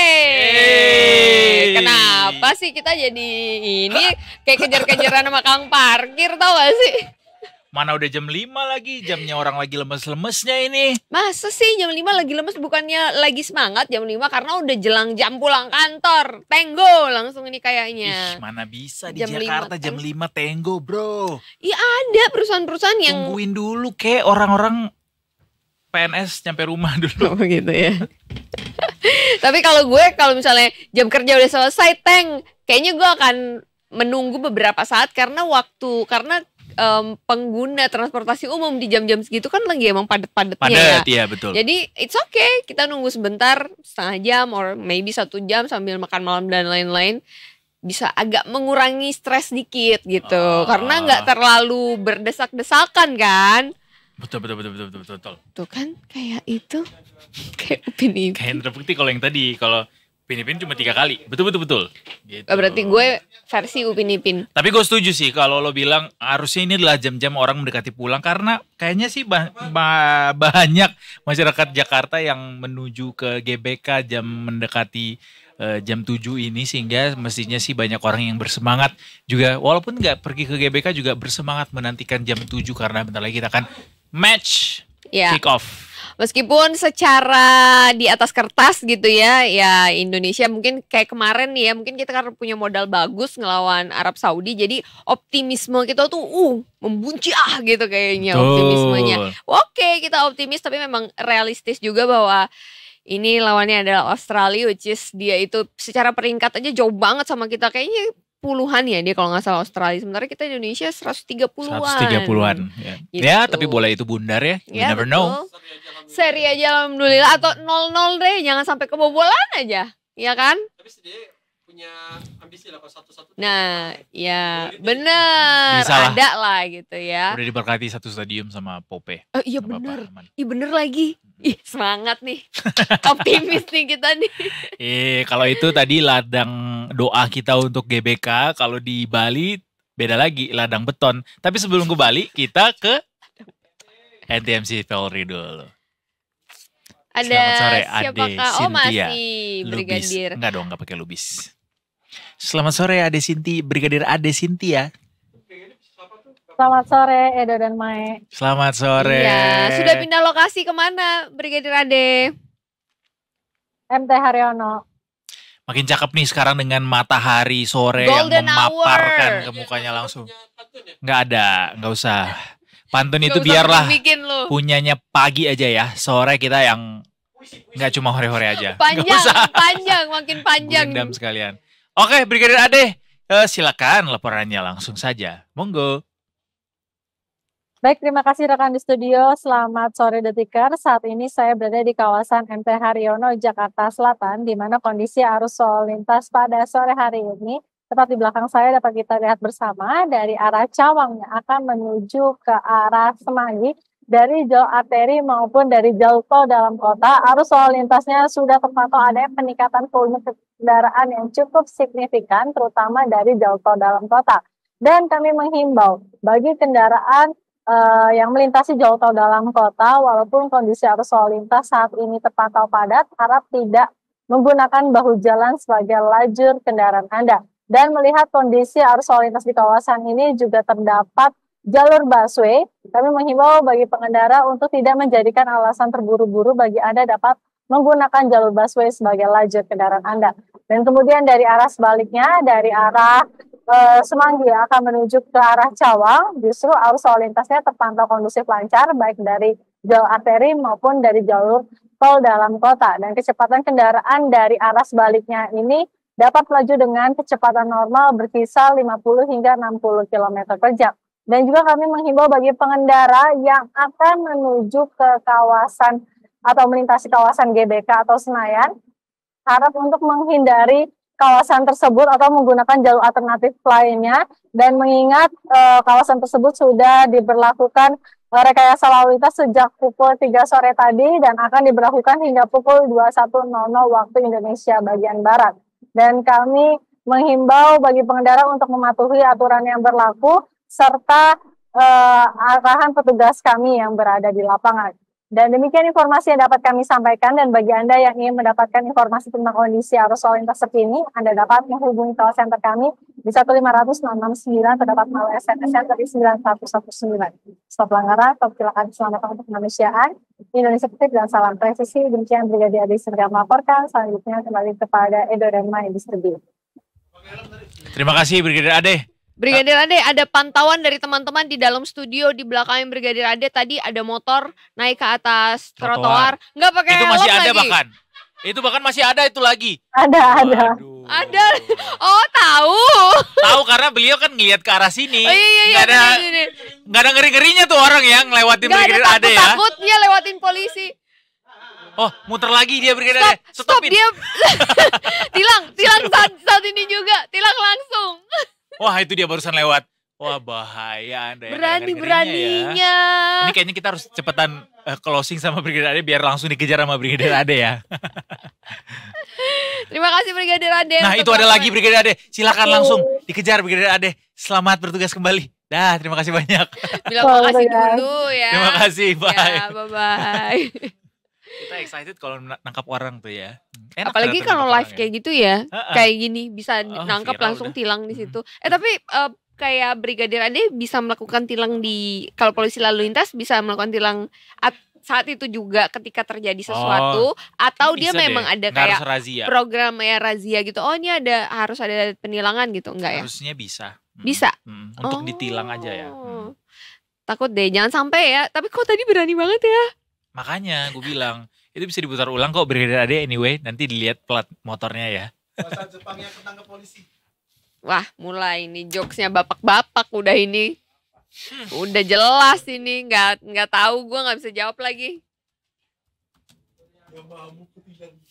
Ya ampun. Jadi Iya mahamu kutilak. Gitu ngomongnya. Aduh, dasar bapak-bapak. Oke, kita masih punya bahasan yang seru di Detikers. Kita betul tadi seperti yang kita bilang sebelumnya, kita akan ke Bali. Oh bukan. Iya benar, tapi ke Bali kan sekarang. Sekarang juga. Ya oke. Bukan sama Mas Gangsar tapi. Tapi bukan dengan Mas Gangsar ya. Kita sapa rekan kita, asisten redaktur Detik Bali. Ada Widyarta Suryawan. Widyarta Suryawan. Selamat katanya. sore Bli Widyarta. Sore Edo dan Mei. Ternyata Apa beliau kabar? nggak pakai aksen Bali ya. Ternyata Banyuwangi. Tapi Mas Widyarta Suryawan orang Bali asli atau dari mana Mas? Ya, asli Bali. Asli Bali. Berarti Asli panggilannya Bali. apa? Panggilannya apa? Surya. Arte gitu? Surya panggilannya biasanya. Oh Surya, iya nggak ada. Surya. Oh, enggak lah, masa jadi Surya? Ngaco Mas Yansa. Kenapa jadi balik ke Orde Lama kita ya pakai A jadi E. Panggilannya Surya aja gitu. Tapi kalau biasanya di kantor kami, karena di Bali kan ya beli Surya. Memang kalau sehari ya Surya gitu. Beli Ada Surya. amplituhan belinya kalau di Di kantor. kantor biar vibes-nya Bali banget. Jadi manggilnya biasanya beli Surya. Oh ada beli. Iya. Beli. Oke, beli Surya kalau gitu. Kita pengen ngebahas sesuatu yang lagi-lagi di Bali yang kita yang kita amati atau yang kita lihat itu adalah pembangunan, masalah pembangunannya. Ya kalau positifnya kemarin kita sempat membahas akan ada pembangunan atau pembuatan dari pengadaan dari transportasi LRT begitu kan. Nah, kalau sekarang ini sesuatu yang kalau berlebihan terus menerus akan pertama merusak lingkungan begitu kan. Tentunya. Dan lingkungan. Jadi lingkungan ini karena banyak bangun hotel, villa juga di Bali. Makin banyak sekarang Di lahan-lahan yang bukit-bukit beralih itu, fungsi. Di bukit-bukit itu banyak sekali. Aduh jadi pengen ke Bali kalau dengar kayak gini. Ih, bosen naik ke Bali Apaan terus. ini, saya udah 2 tahun gak ke Bali. Jangan ke Bali-Bali terus, Medan kau pergi sana. Medan tiap tahun aku pergi ke Medan. Mas Surya, apa ini berdua? Ini program apa sih sebenarnya? Tapi benar Mbak Beli Surya, kalau kita lihat di media sosial juga ada video-video yang menunjukkan bahkan ada bule yang nangis, katanya memang dia soalnya born and raised-nya di Bali, cuma ya mukanya bule karena turunan juga. Jadi dia nangis karena ngelihat Sedih makin gitu. banyak bangunan tadi lahannya tadinya ini adalah lahan sawah, lahan tempat bermain, sekarang udah jadi hotel, villa gitu. Emang semasif itu sekarang pembangunan properti di Bali, di Pulau Dewata, Beli Surya?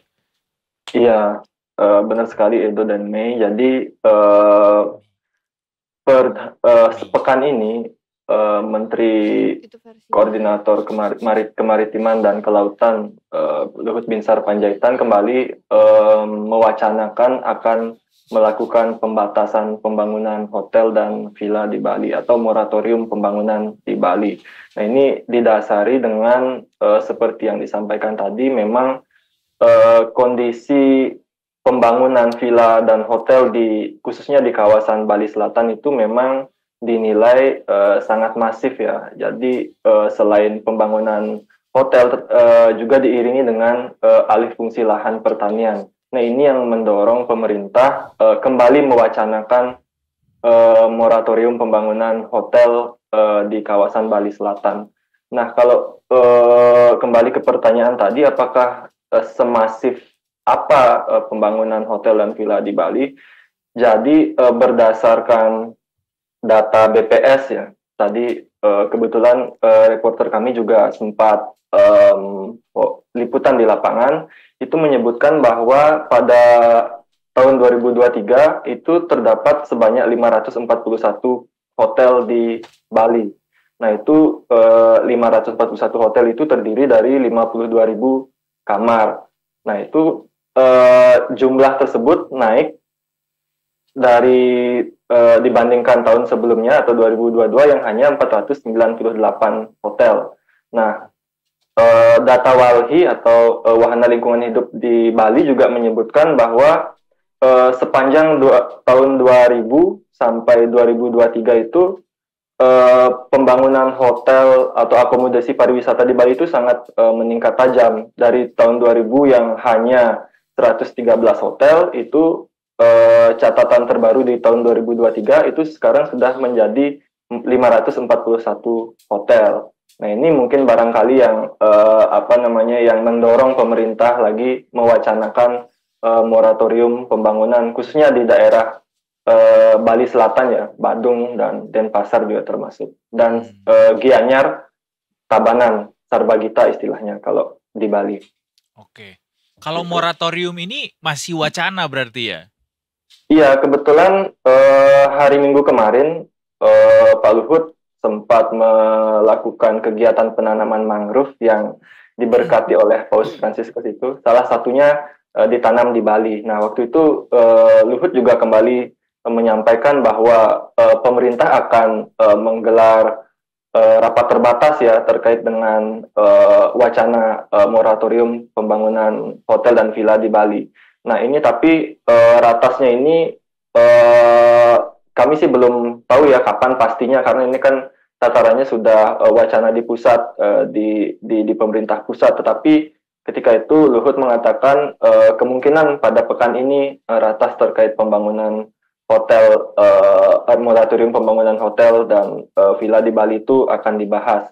Nah, kalau kita menilik ke belakang sebenarnya wacana moratorium pembangunan ini sebenarnya bukan baru pertama kali ya muncul di publik.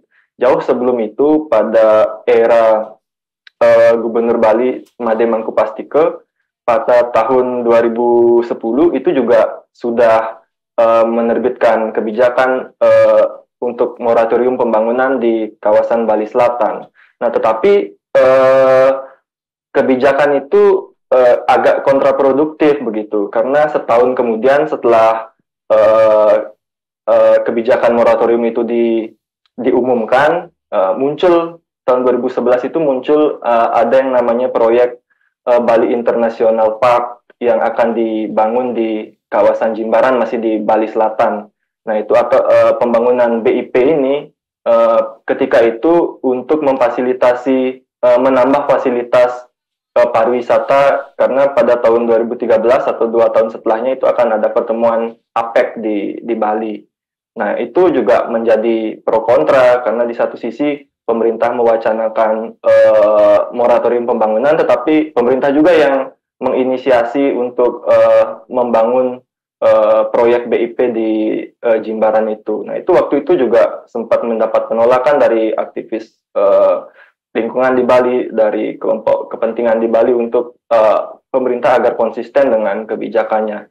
Nah, belum selesai proyek BIP itu pada tahun 2014, pemerintah pusat dalam hari ini Presiden SBY ya ketika itu menerbitkan Perpres yang ditengarai itu menjadi salah satu pintu masuk untuk reklamasi Teluk Benoa. Nah, reklamasi Teluk Benoa ini awalnya sebenarnya Teluk Benoa itu kan kalau Perpres yang sebelumnya itu status kawasan Teluk Benoa itu masih kawasan konservasi.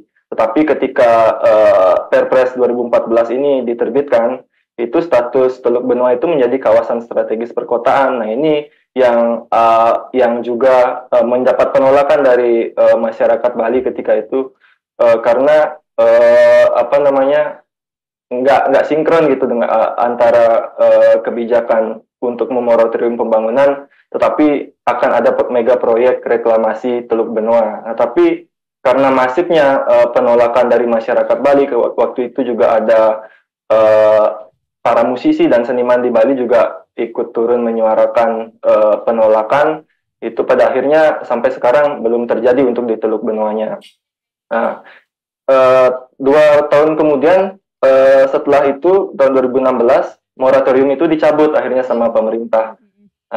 Artinya, nah ini kembali lagi penolakan terhadap reklamasi Teluk Benua itu semakin masif karena pencabutan moratorium itu ditengarai semakin membuat atau memuluskan proyek reklamasi Teluk Benua.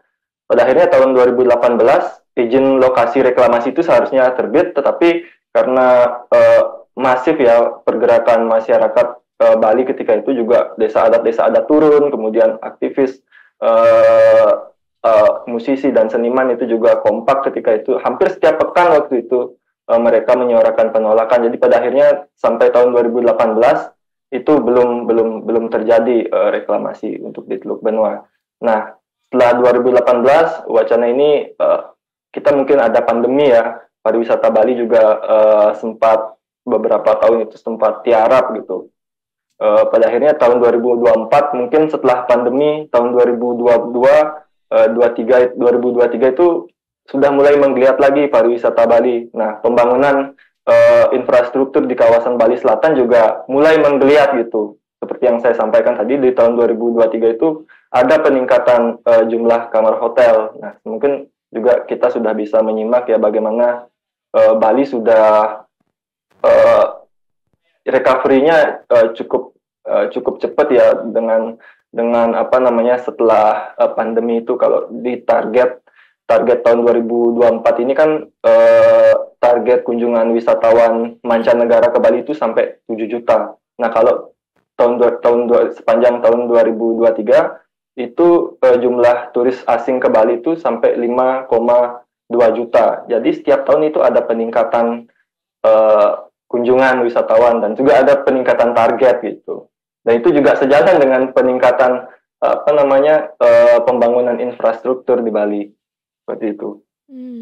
Oke, ini artinya berpengaruh juga ke ekonomi masyarakat di Bali ya. Ini apakah masyarakat dari pelaku industri sendiri sudah ada punya tanggapan atau komentar terkait hal ini? Sudah. Ya, tetapi ya karena pemerintah juga terkesan jalan sendiri-sendiri gitu terkait dengan pembangunan di Bali.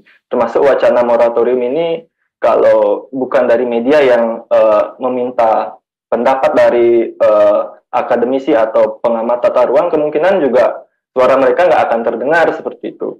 Nah, kalau apa sih sebenarnya urgensinya, kan kembali ke moratorium itu ya. Kalau berdasarkan catatan, apakah sawah di Bali itu menyusut? Ya, memang menyusut. Dari tahun 2018 itu ada 69.000 hektar sawah, itu menyusut sekitar 11.000 hektar dari tahun 2014 yang jumlahnya mencapai 80.000 hektar. Jadi rata-rata penyusutan atau sawah hilang di Bali itu 2.000 hektar per tahun. Itu menurut data yang disampaikan Walhi. Itu belum lagi tidak hanya soal sawah. Tadi ada di video kita ada tebing-tebing juga menjadi salah satu yang dilirik oleh investor untuk membangun akomodasi pariwisata di Bali. Jadi sebenarnya kalau menurut RT RW Bali, pembangunan akomodasi atau pembangunan apapun itu kalau itu dilakukan di kawasan sepadan pantai atau tebing, itu tidak boleh untuk mengubah bentang alamnya. Nah, tadi kan dilihat tuh ada alat berat yang yang mengeruk atau mengubah bentang alam tebingnya. Nah, itu sebenarnya tidak boleh kalau pemerintah tegas melaksanakan Perda RT RWP itu. Seperti itu. Oke, baiklah. Kalau misalnya dari Pemda udah ada respons belum, Mas, soal wacana yang dikeluarkan sama Pak Luhut ini ke Bali bahwa moratorium akan dilakukan? Kabarnya mau sampai 10 tahun kan? Ya. Sementara Ya aturan ini ada izin mendirikan bangunan ini kan juga dikeluarkan oleh Pemda begitu. Ada pembelaan kah dari Pemda terkait Kalau maraknya pembangunan ini? kalau dari PJ Gubernur Bali ya, pekan lalu itu mengatakan bahwa pemerintah Provinsi Bali juga sebenarnya sudah bersurat ke pemerintah pusat untuk menata ya perizinan pembangunan akomodasi pariwisata di kawasan Sarbagita atau Denpasar, Badung, Tabanan, dan Gianyar tadi. Nah, ini pada dasarnya sih kalau yang disampaikan Pak PJ Gubernur itu memang beliau mendukung gitu untuk wacana moratorium pembangunan di wilayah Bali Selatan. Cuma ya memang belum ada kepastian ya karena rakornya juga rapat terbatasnya juga belum dilaksanakan, dan juga apa-apa saja poin-poin dari moratorium itu juga belum jelas. Kemudian berapa lama moratorium itu diterapkan juga belum jelas. Tetapi PHRI atau Perhimpunan Pariwisata dan Perhimpunan Hotel dan Restoran di Bali atau PHRI Bali itu meminta pemerintah untuk mengkaji lagi moratorium pembangunan ini, karena alasan mereka target wisatawan asing ke Bali itu setiap tahun naik kok. Nah, dan itu juga nggak bisa menyalahkan pembangunan yang bertambah, karena alasan mereka itu moratorium seharusnya dilakukan apabila jumlah kamar hotel di Bali itu oversupply. Jadi mereka merasa pemerintah harus membuat hitung-hitungan yang matang sebelum menerapkan moratorium ini gitu.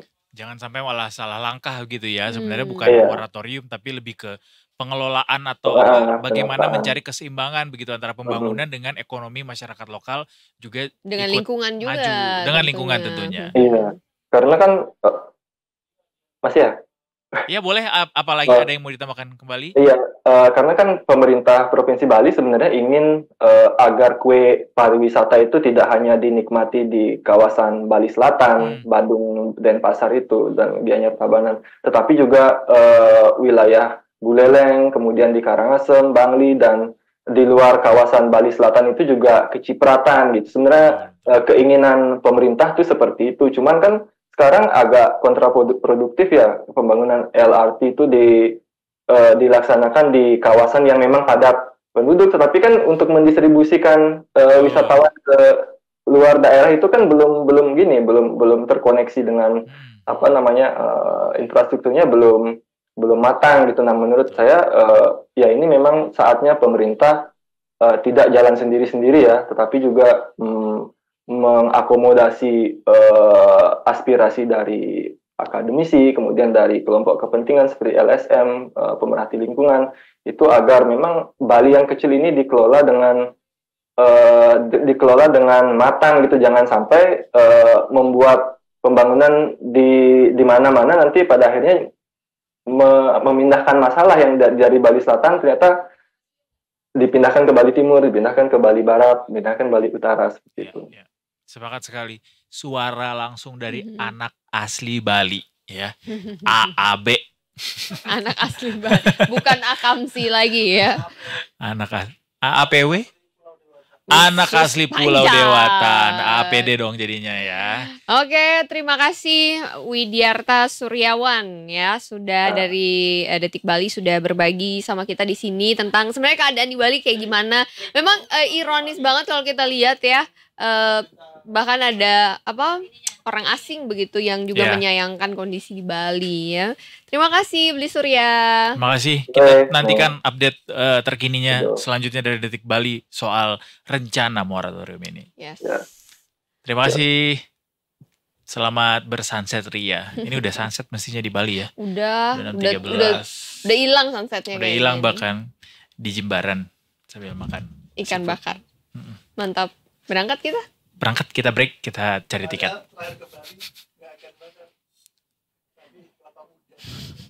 Kelapa muda. Ih, aku makan ikan bakar juga tahu. Ih, kamu nggak lihat Di mana story makan ikan aku bakarnya? di pinggir pantai di Buleleng. Kita Makan. nggak lihat, jangan-jangan di hide. Enggak Aku ada. masuk close friend. Enggak. Gue mau meng-unfriend seseorang. Oke, kalau gitu kita bakal balik lagi setelah yang satu ini. Tetap di Detik Sore. Gak cuma ore-ore.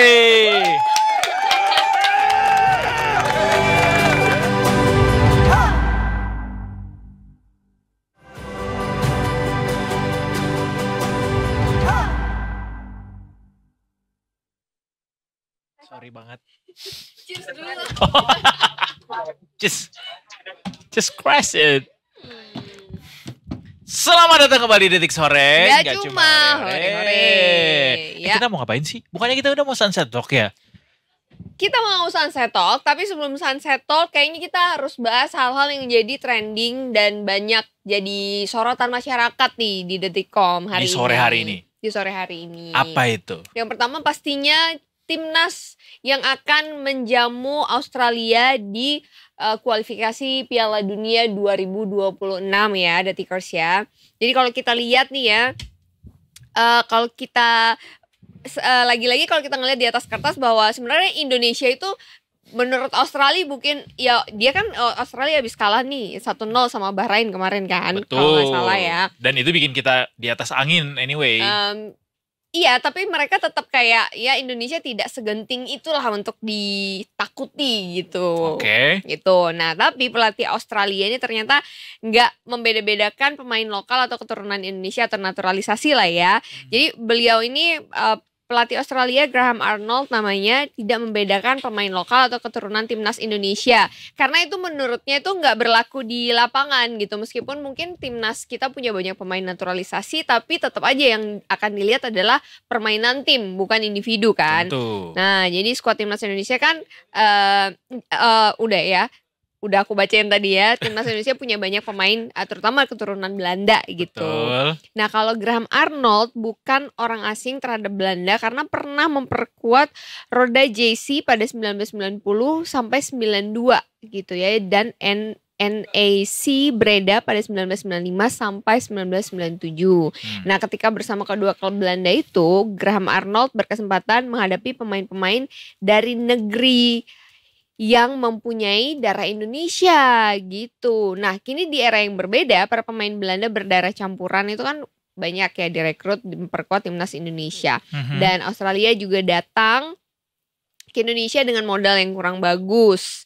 Gitu guys. Jadi mungkin ini bukan sesuatu yang menakutkan banget gitu buat Australia untuk menghadapi Indonesia. Ya oke, nggak menakutkan. Untuk Cywar itu bisa lah dianggap sebagai Cywar bahwa mereka nggak takut gara-gara Indonesia sekarang dalam performa tren yang positif begitu. Tapi ya bola itu bundar dan kita juga dalam tren positif. Bahkan memang kalau memang dibandingkan Bahrain dengan Australia kemarin, mereka kan perbedaan peringkatnya sebenarnya nggak sejauh antara Indonesia dan Australia gitu ya. That's why juga pada akhirnya kita kayak kayaknya Australia imbang aja udah bagus banget gitu. Tapi ya lagi-lagi kita tuh dalam tren positif bro. Tapi tahu nggak yang harus ditakuti sama para pemain Australia? Yaitu? Supporter timnas. Betul, bahkan nanti ada Raisa. Oh, kalau sama Raisa dia nggak takut kayaknya ya. Tapi maksudnya akan lebih bergelora akan jadi GBK lebih banyak tuh. gitu betul. Ya. Pak Jokowi juga katanya dijadwalkan akan hadir. Hadir untuk beliau. nonton langsung. Berarti ini datang kedua kalinya dalam waktu sepekan. Kemarin pas paus tapi nggak masuk ke dalam. Nah kalau yang sekarang masuk ke dalam nonton langsung timnas ya. Nah gitu Detikers. Tapi memang nih para pemain Australia, kalau aku sebutin salah satunya adalah back Australia Aziz Behich. Kalau betul bacanya, kalau salah maaf ya. Karena kita bukan orang Australia dan keluarganya. Yes, anyway. Dan dia mengungkapkan misi katanya untuk mencuri poin di GBK. Menegaskan kalau Australia itu sudah jauh lebih baik katanya gitu. Pokoknya kita harus curi poin di GBK. Ya curi poin berarti satu juga boleh. Satu inilah apa bagi-bagilah poin. Bagi-bagilah, nggak apa-apa. Satu juga aman kok. Siapa tahu 43 tahun yang lalu itu bisa dikembalikan jadi dejavu hari ini. Waktu itu Indonesia menang 1-0 di tahun 81. Wow. Dan itu juga ajangnya katanya kualifikasi Piala Dunia waktu itu. Jadi siapa tahu dejavu terulang hari ini. Mari kita doakan bersama-sama. Mai berapa skornya? Ih, takut lagi. Gue kemarin bilang ke Afif 1-0 untuk Indonesia. Oh, untuk sekarang ini 1-0. Ya, Afif bilang takut 2-1. lagi. Afif bilang 1 sama apa 2-1 gitu? 1 2-1. sama deh, 1 sama deh. 1 sama. Oke. Minimal lah, nggak usah terlalu muluk-muluk. Yang nyiptain golnya Oki Caraka ya. Jangan dong. Boleh lah, siapa aja boleh. Tapi kita mau sapa Ivani dulu, soalnya beliau sekarang ada di GBK nih sekarang. Apakah beliau akan menyapa kita dengan sapaan guys atau detikers? Langsung kita sapa Ivani. Selamat sore Ivani. Hai guys. Halo, juga kamu. Halo Hai, Ivani, ini lagi ada di mana nih sekarang? Di pintu mana nih? Ya, saat ini saya sedang berada di pintu masuk area Stadion Utama Gelora Bung Karno dari gerbang 10 GBK. Yang mana tepat di belakang saya ini supporter sedang mengantri begitu untuk masuk ke area Stadion Utama Gelora Bung Karno. Yang memang dari pantauan saya di lokasi sejak pukul 3:30 sore tadi, supporter ini sudah mulai memadati GBK begitu, sudah mulai memerahkan GBK tentunya untuk mendukung Indonesia dalam laganya melawan Australia yang akan berlangsung nanti malam. Berarti pintu masuk ke dalam GBK, masuk ke dalam stadion sudah dibuka ya? Dari jam 4 ya Dari udah jam dibuka 4 ya? tadi ya? Iya, Ivani mengangguk Ya, saja. betul sekali. Ya, betul sekali. Kalau dari keamanan, dari pantauan Ivani sendiri seperti apa di sana Ivani? Ya baik, untuk hari ini polisi menyiagakan sekitar 2.335 petugas pengamanan gabungan begitu di Gelora Bung Karno. Yang mana 2.335 personil ini merupakan personil gabungan dari Polda Metro Jaya, Polres Metro Jakarta Pusat, lalu juga ada TNI, pemadam kebakaran hingga Satpol PP. Nah, untuk memasuki area GBK ini, supporter juga akan melalui pengecekan begitu di pintu masuk seperti yang terlihat di belakang saya. Saat ini supporter sedang mengantri begitu, akan dicek oleh petugas atau oleh panitia tiket pertandingan dan juga barang bawaan yang dibawa. Polisi juga mengimbau supporter untuk tidak membawa petasan, flare, dan juga tidak berlaku anarkisme dan merusak fasilitas umum. Itu tadi juga saya melihat polisi dan TNI berjaga di sekitar area Gelora Bung Karno tentunya untuk mengamankan laga Indonesia versus Australia nanti malam. Rencananya atau informasinya Presiden Jokowi juga akan hadir ya di sana, Ivani, seperti apa?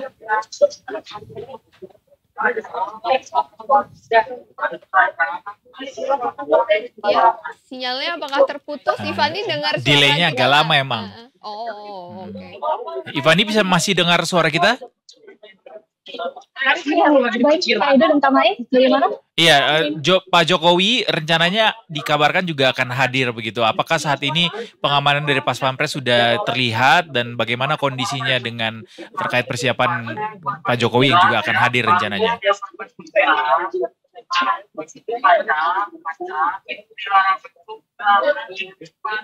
Oke, baiklah. Ya,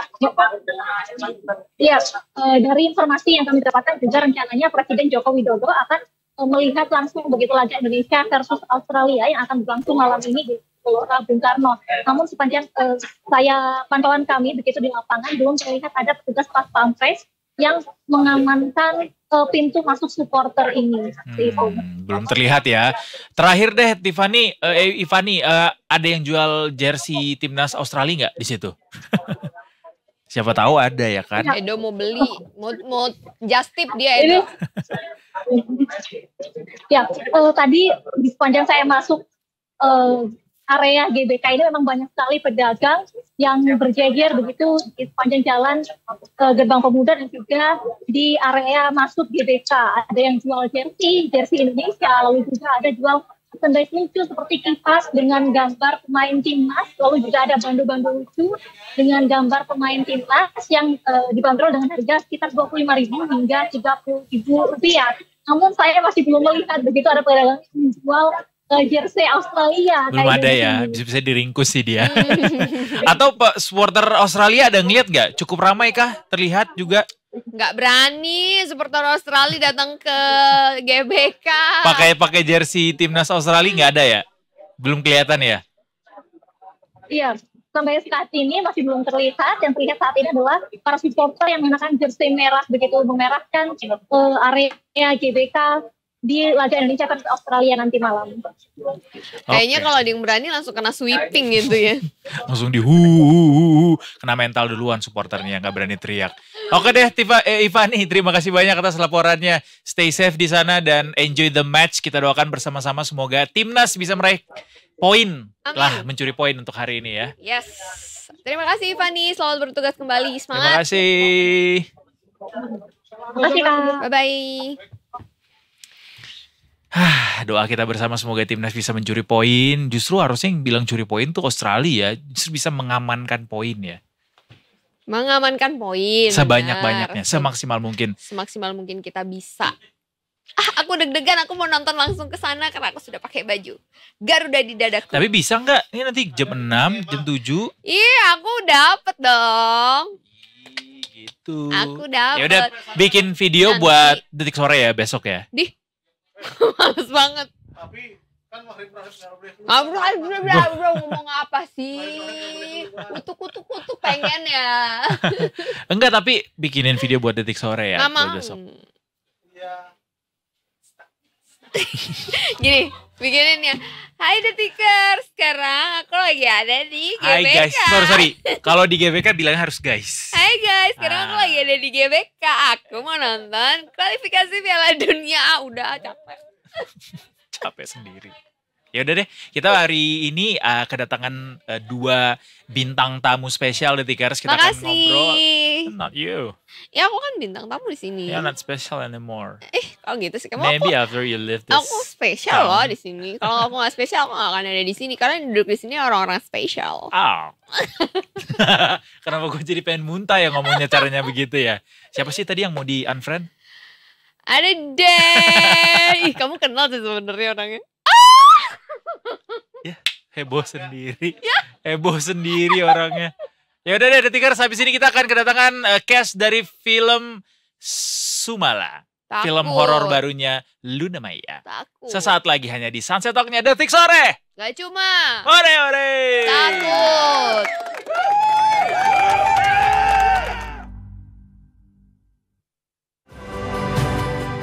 Dari Detikom, ada yang dari luar. Aduh, menyenangkan sekali suasana kita sore hari ini, Detikers. Tentunya, Happy. walaupun sunsetnya nggak kelihatan sebenarnya, walaupun programnya namanya segmennya Sunset Talk, tapi ya biasanya ada sunset cantik. Sunsetnya nggak ada, ini ada 2 sunset yang cantik banget ada di sini nih. Aduh, kalau yang ngefans nih pasti udah nggak bisa berkata-kata nih ya biasanya ya. Starstruck. Bukan Starstruck lagi, tapi Starstruck.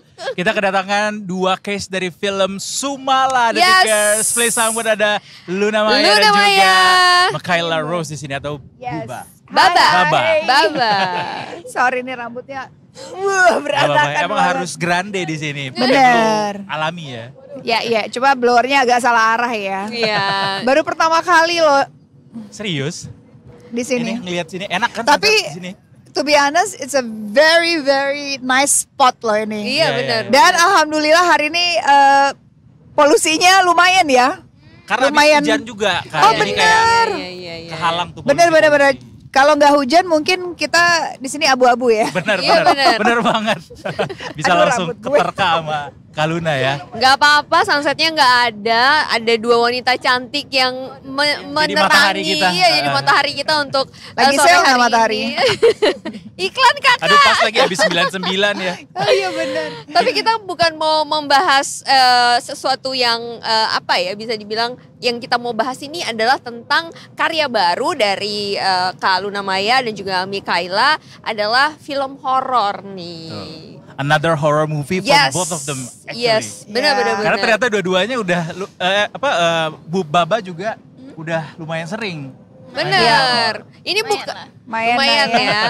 Iya. Oke, nanti kita bakal bahas itu, tapi kita akan ke film yang akan kita ceritakan terlebih dahulu. Sekarang ini adalah yang berjudul Sumala. Jadi Kak Luna boleh diceritakan Sumala ini apakah nama tempat, apakah nama orang? Kalau kita baca beritanya kan, oh ini ada dari kisah nyata gitu. Menceritakan tentang apa Kak? Ya, perkenalan Sumala. Ini dia yang jadi Ini dia Sumalanya. Sumalanya gitu. Dia Baba di sini jadi Sumala dan Kumala ya. Anak kembar, yang satu selamat, yang satu tidak selamat sih. Hati-hati spoiler. Enggak spoiler, soalnya memang gitu kan? emang udah ada di udah thread. ada threadnya Iya, ya. memang ada threadnya dan trailernya udah maksudnya terlihat di situ dan maaf ya teman. Soalnya Panjang nih ceritanya nih.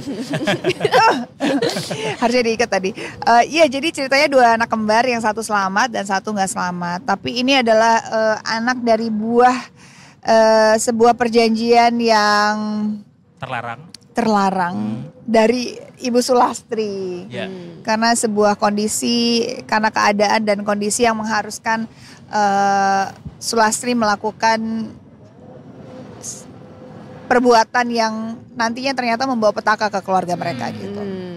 Tapi kalau kita lihat threadnya memang sangat viral di akhir tahun 2023 kemarin Bener. ya. Dan langsung digarap tuh jadi film pada akhirnya. Apakah ceritanya akan berbeda dengan yang di thread ketika difilmkan atau ada suguhan apa yang ditawarkan dalam film? Iya, cerita awal mulanya sih sama, cuma memang thread itu kan panjang banget ya. Kita harus kayak kompres itu menjadi 1,5 jam. Durasinya? Durasinya 1,5 jam ya, kalau nggak salah nggak nyampe 2 jam sih kalau nggak salah.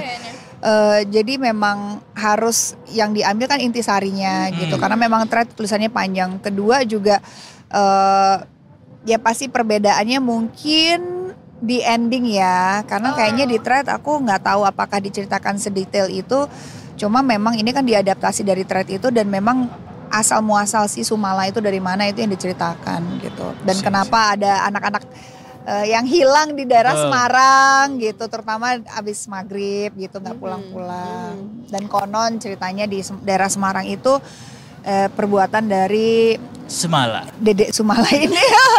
Ya ampun, kalau ngelihat Sumala aslinya se-cute ini gitu, nanti pas nonton pendiam banget loh anaknya, ini pendiam, cute gitu, manis nanti pas gitu. nonton filmnya pasti terkaget-kaget kita nanti ya. Ini siapa? Apakah berbeda?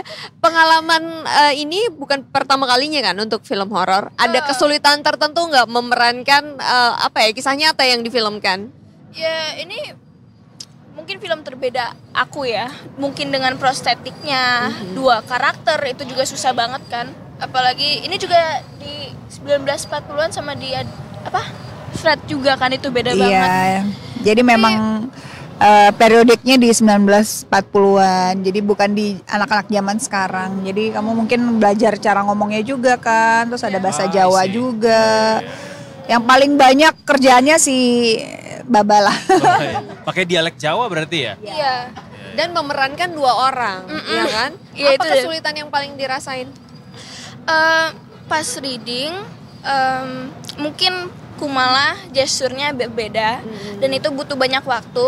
Jadi lebih fokus ke Kumala dan nggak ke Sumala. Jadi Sumala mungkin kurang butuh waktu ya untuk mendalami karakter dan membentuk karakter itu kayaknya kurang. Jadi kayaknya aku susah buat dalami karakter dua-duanya dan kontrol gimana nih? Iya. Itu challenge-nya dia karena memang selama 1 bulan reading. Oh, reading. Reading sendiri 1 bulan. Iya, si Baba lebih banyak fokusnya di Kumala dan dia sendiri karena memang secara gestur memang Kumala lebih spesial ya bisa dibilang. Jadi memang lebih banyak fokusnya readingnya di sana.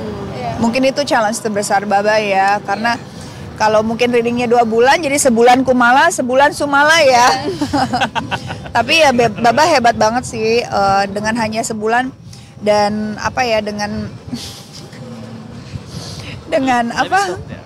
dengan semua yang udah dikerjain berhasil banget Baba bawain keduanya gitu. Gimana rasanya kayak di pantai nggak Kak Luna?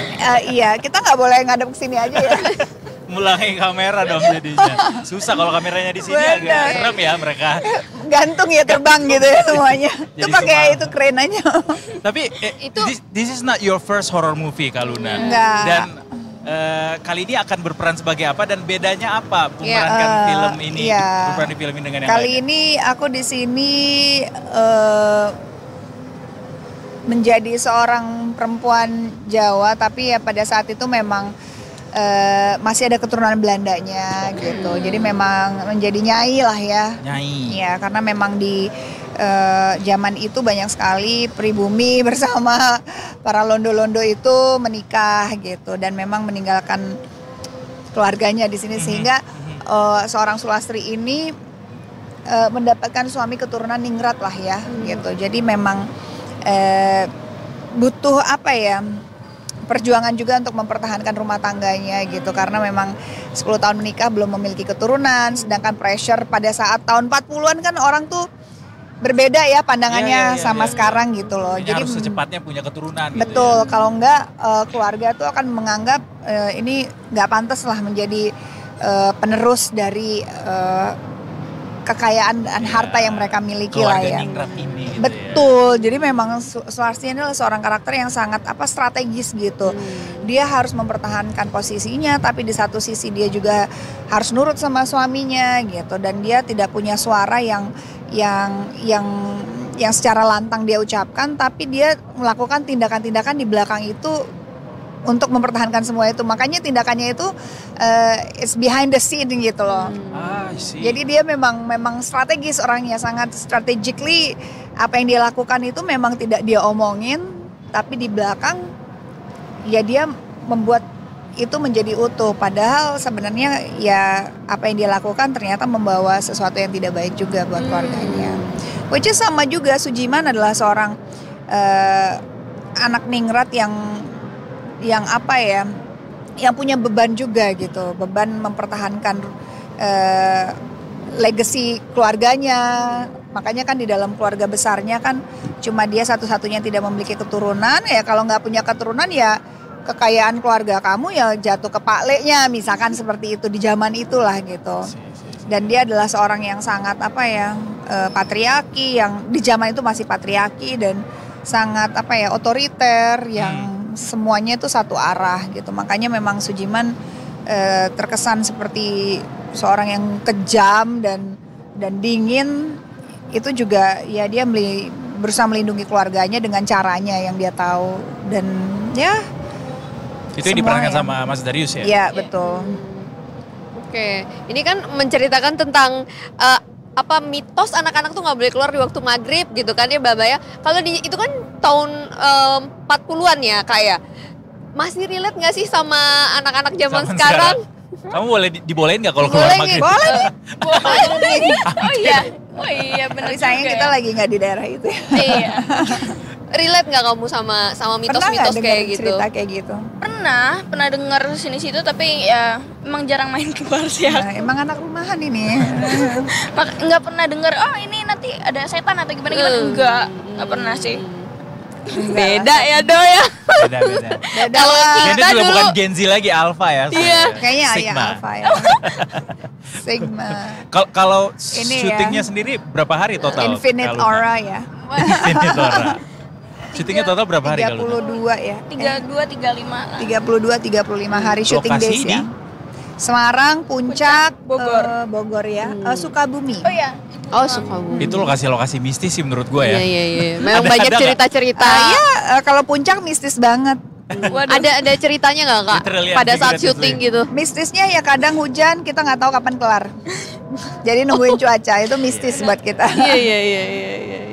Teks 20 menit aja bisa nunggu berapa jam? Iya, kita pernah nunggu 7 jam cuma nungguin kemistisan cuaca ya. Ya itulah mistis. Soalnya misteri alam kan. Jadi Iya kita mistis. benar. Misteri alam. Kalau secara filmnya sendiri ada nggak perbedaan yang ditawarkan sama Sumala dengan film-film horor lainnya? Apa yang bisa dirasakan penonton beda nanti? lah, pasti beda. Setiap cerita beda, setiap film tuh punya perbedaannya masing-masing. Setiap film tuh punya kelebihannya masing-masing, punya apa ya? kan kalau sebuah film itu kan menceritakan sebuah tragedi ya, menceritakan sebuah problem lah ya. Kalau nggak ada problem nggak ada film kan.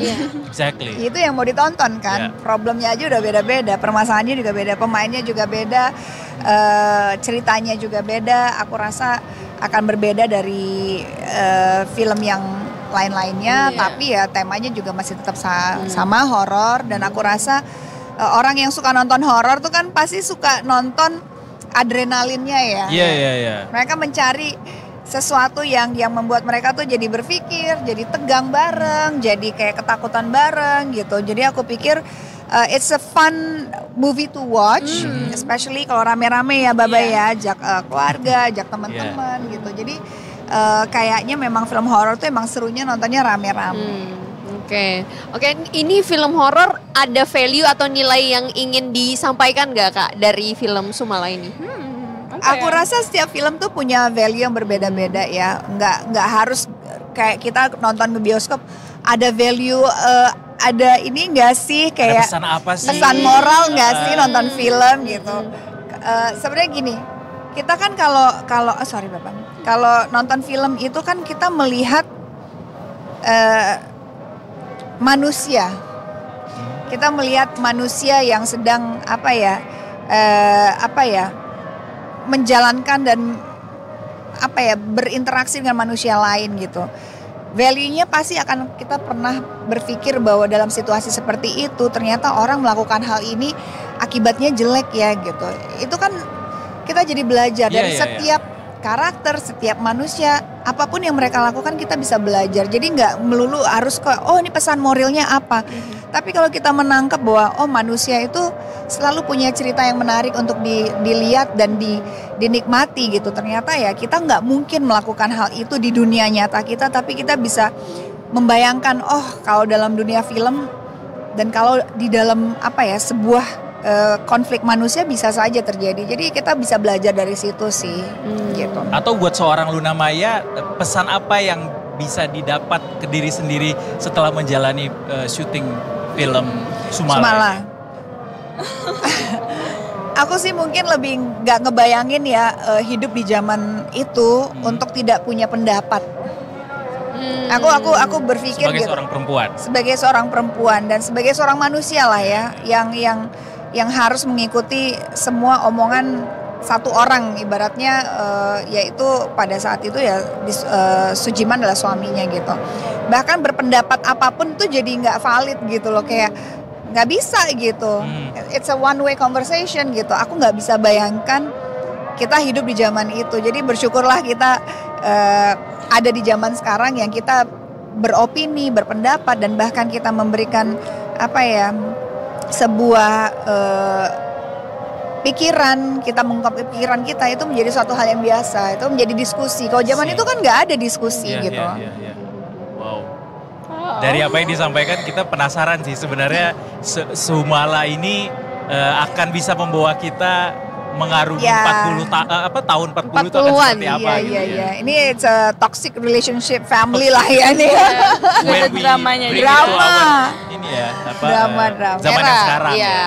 Iya. Dari Baba mungkin ada yang ingin disampaikan soal pengalamannya selama syuting Sumala begitu dan juga ada yang seru apa yang ingin disampaikan ke penonton.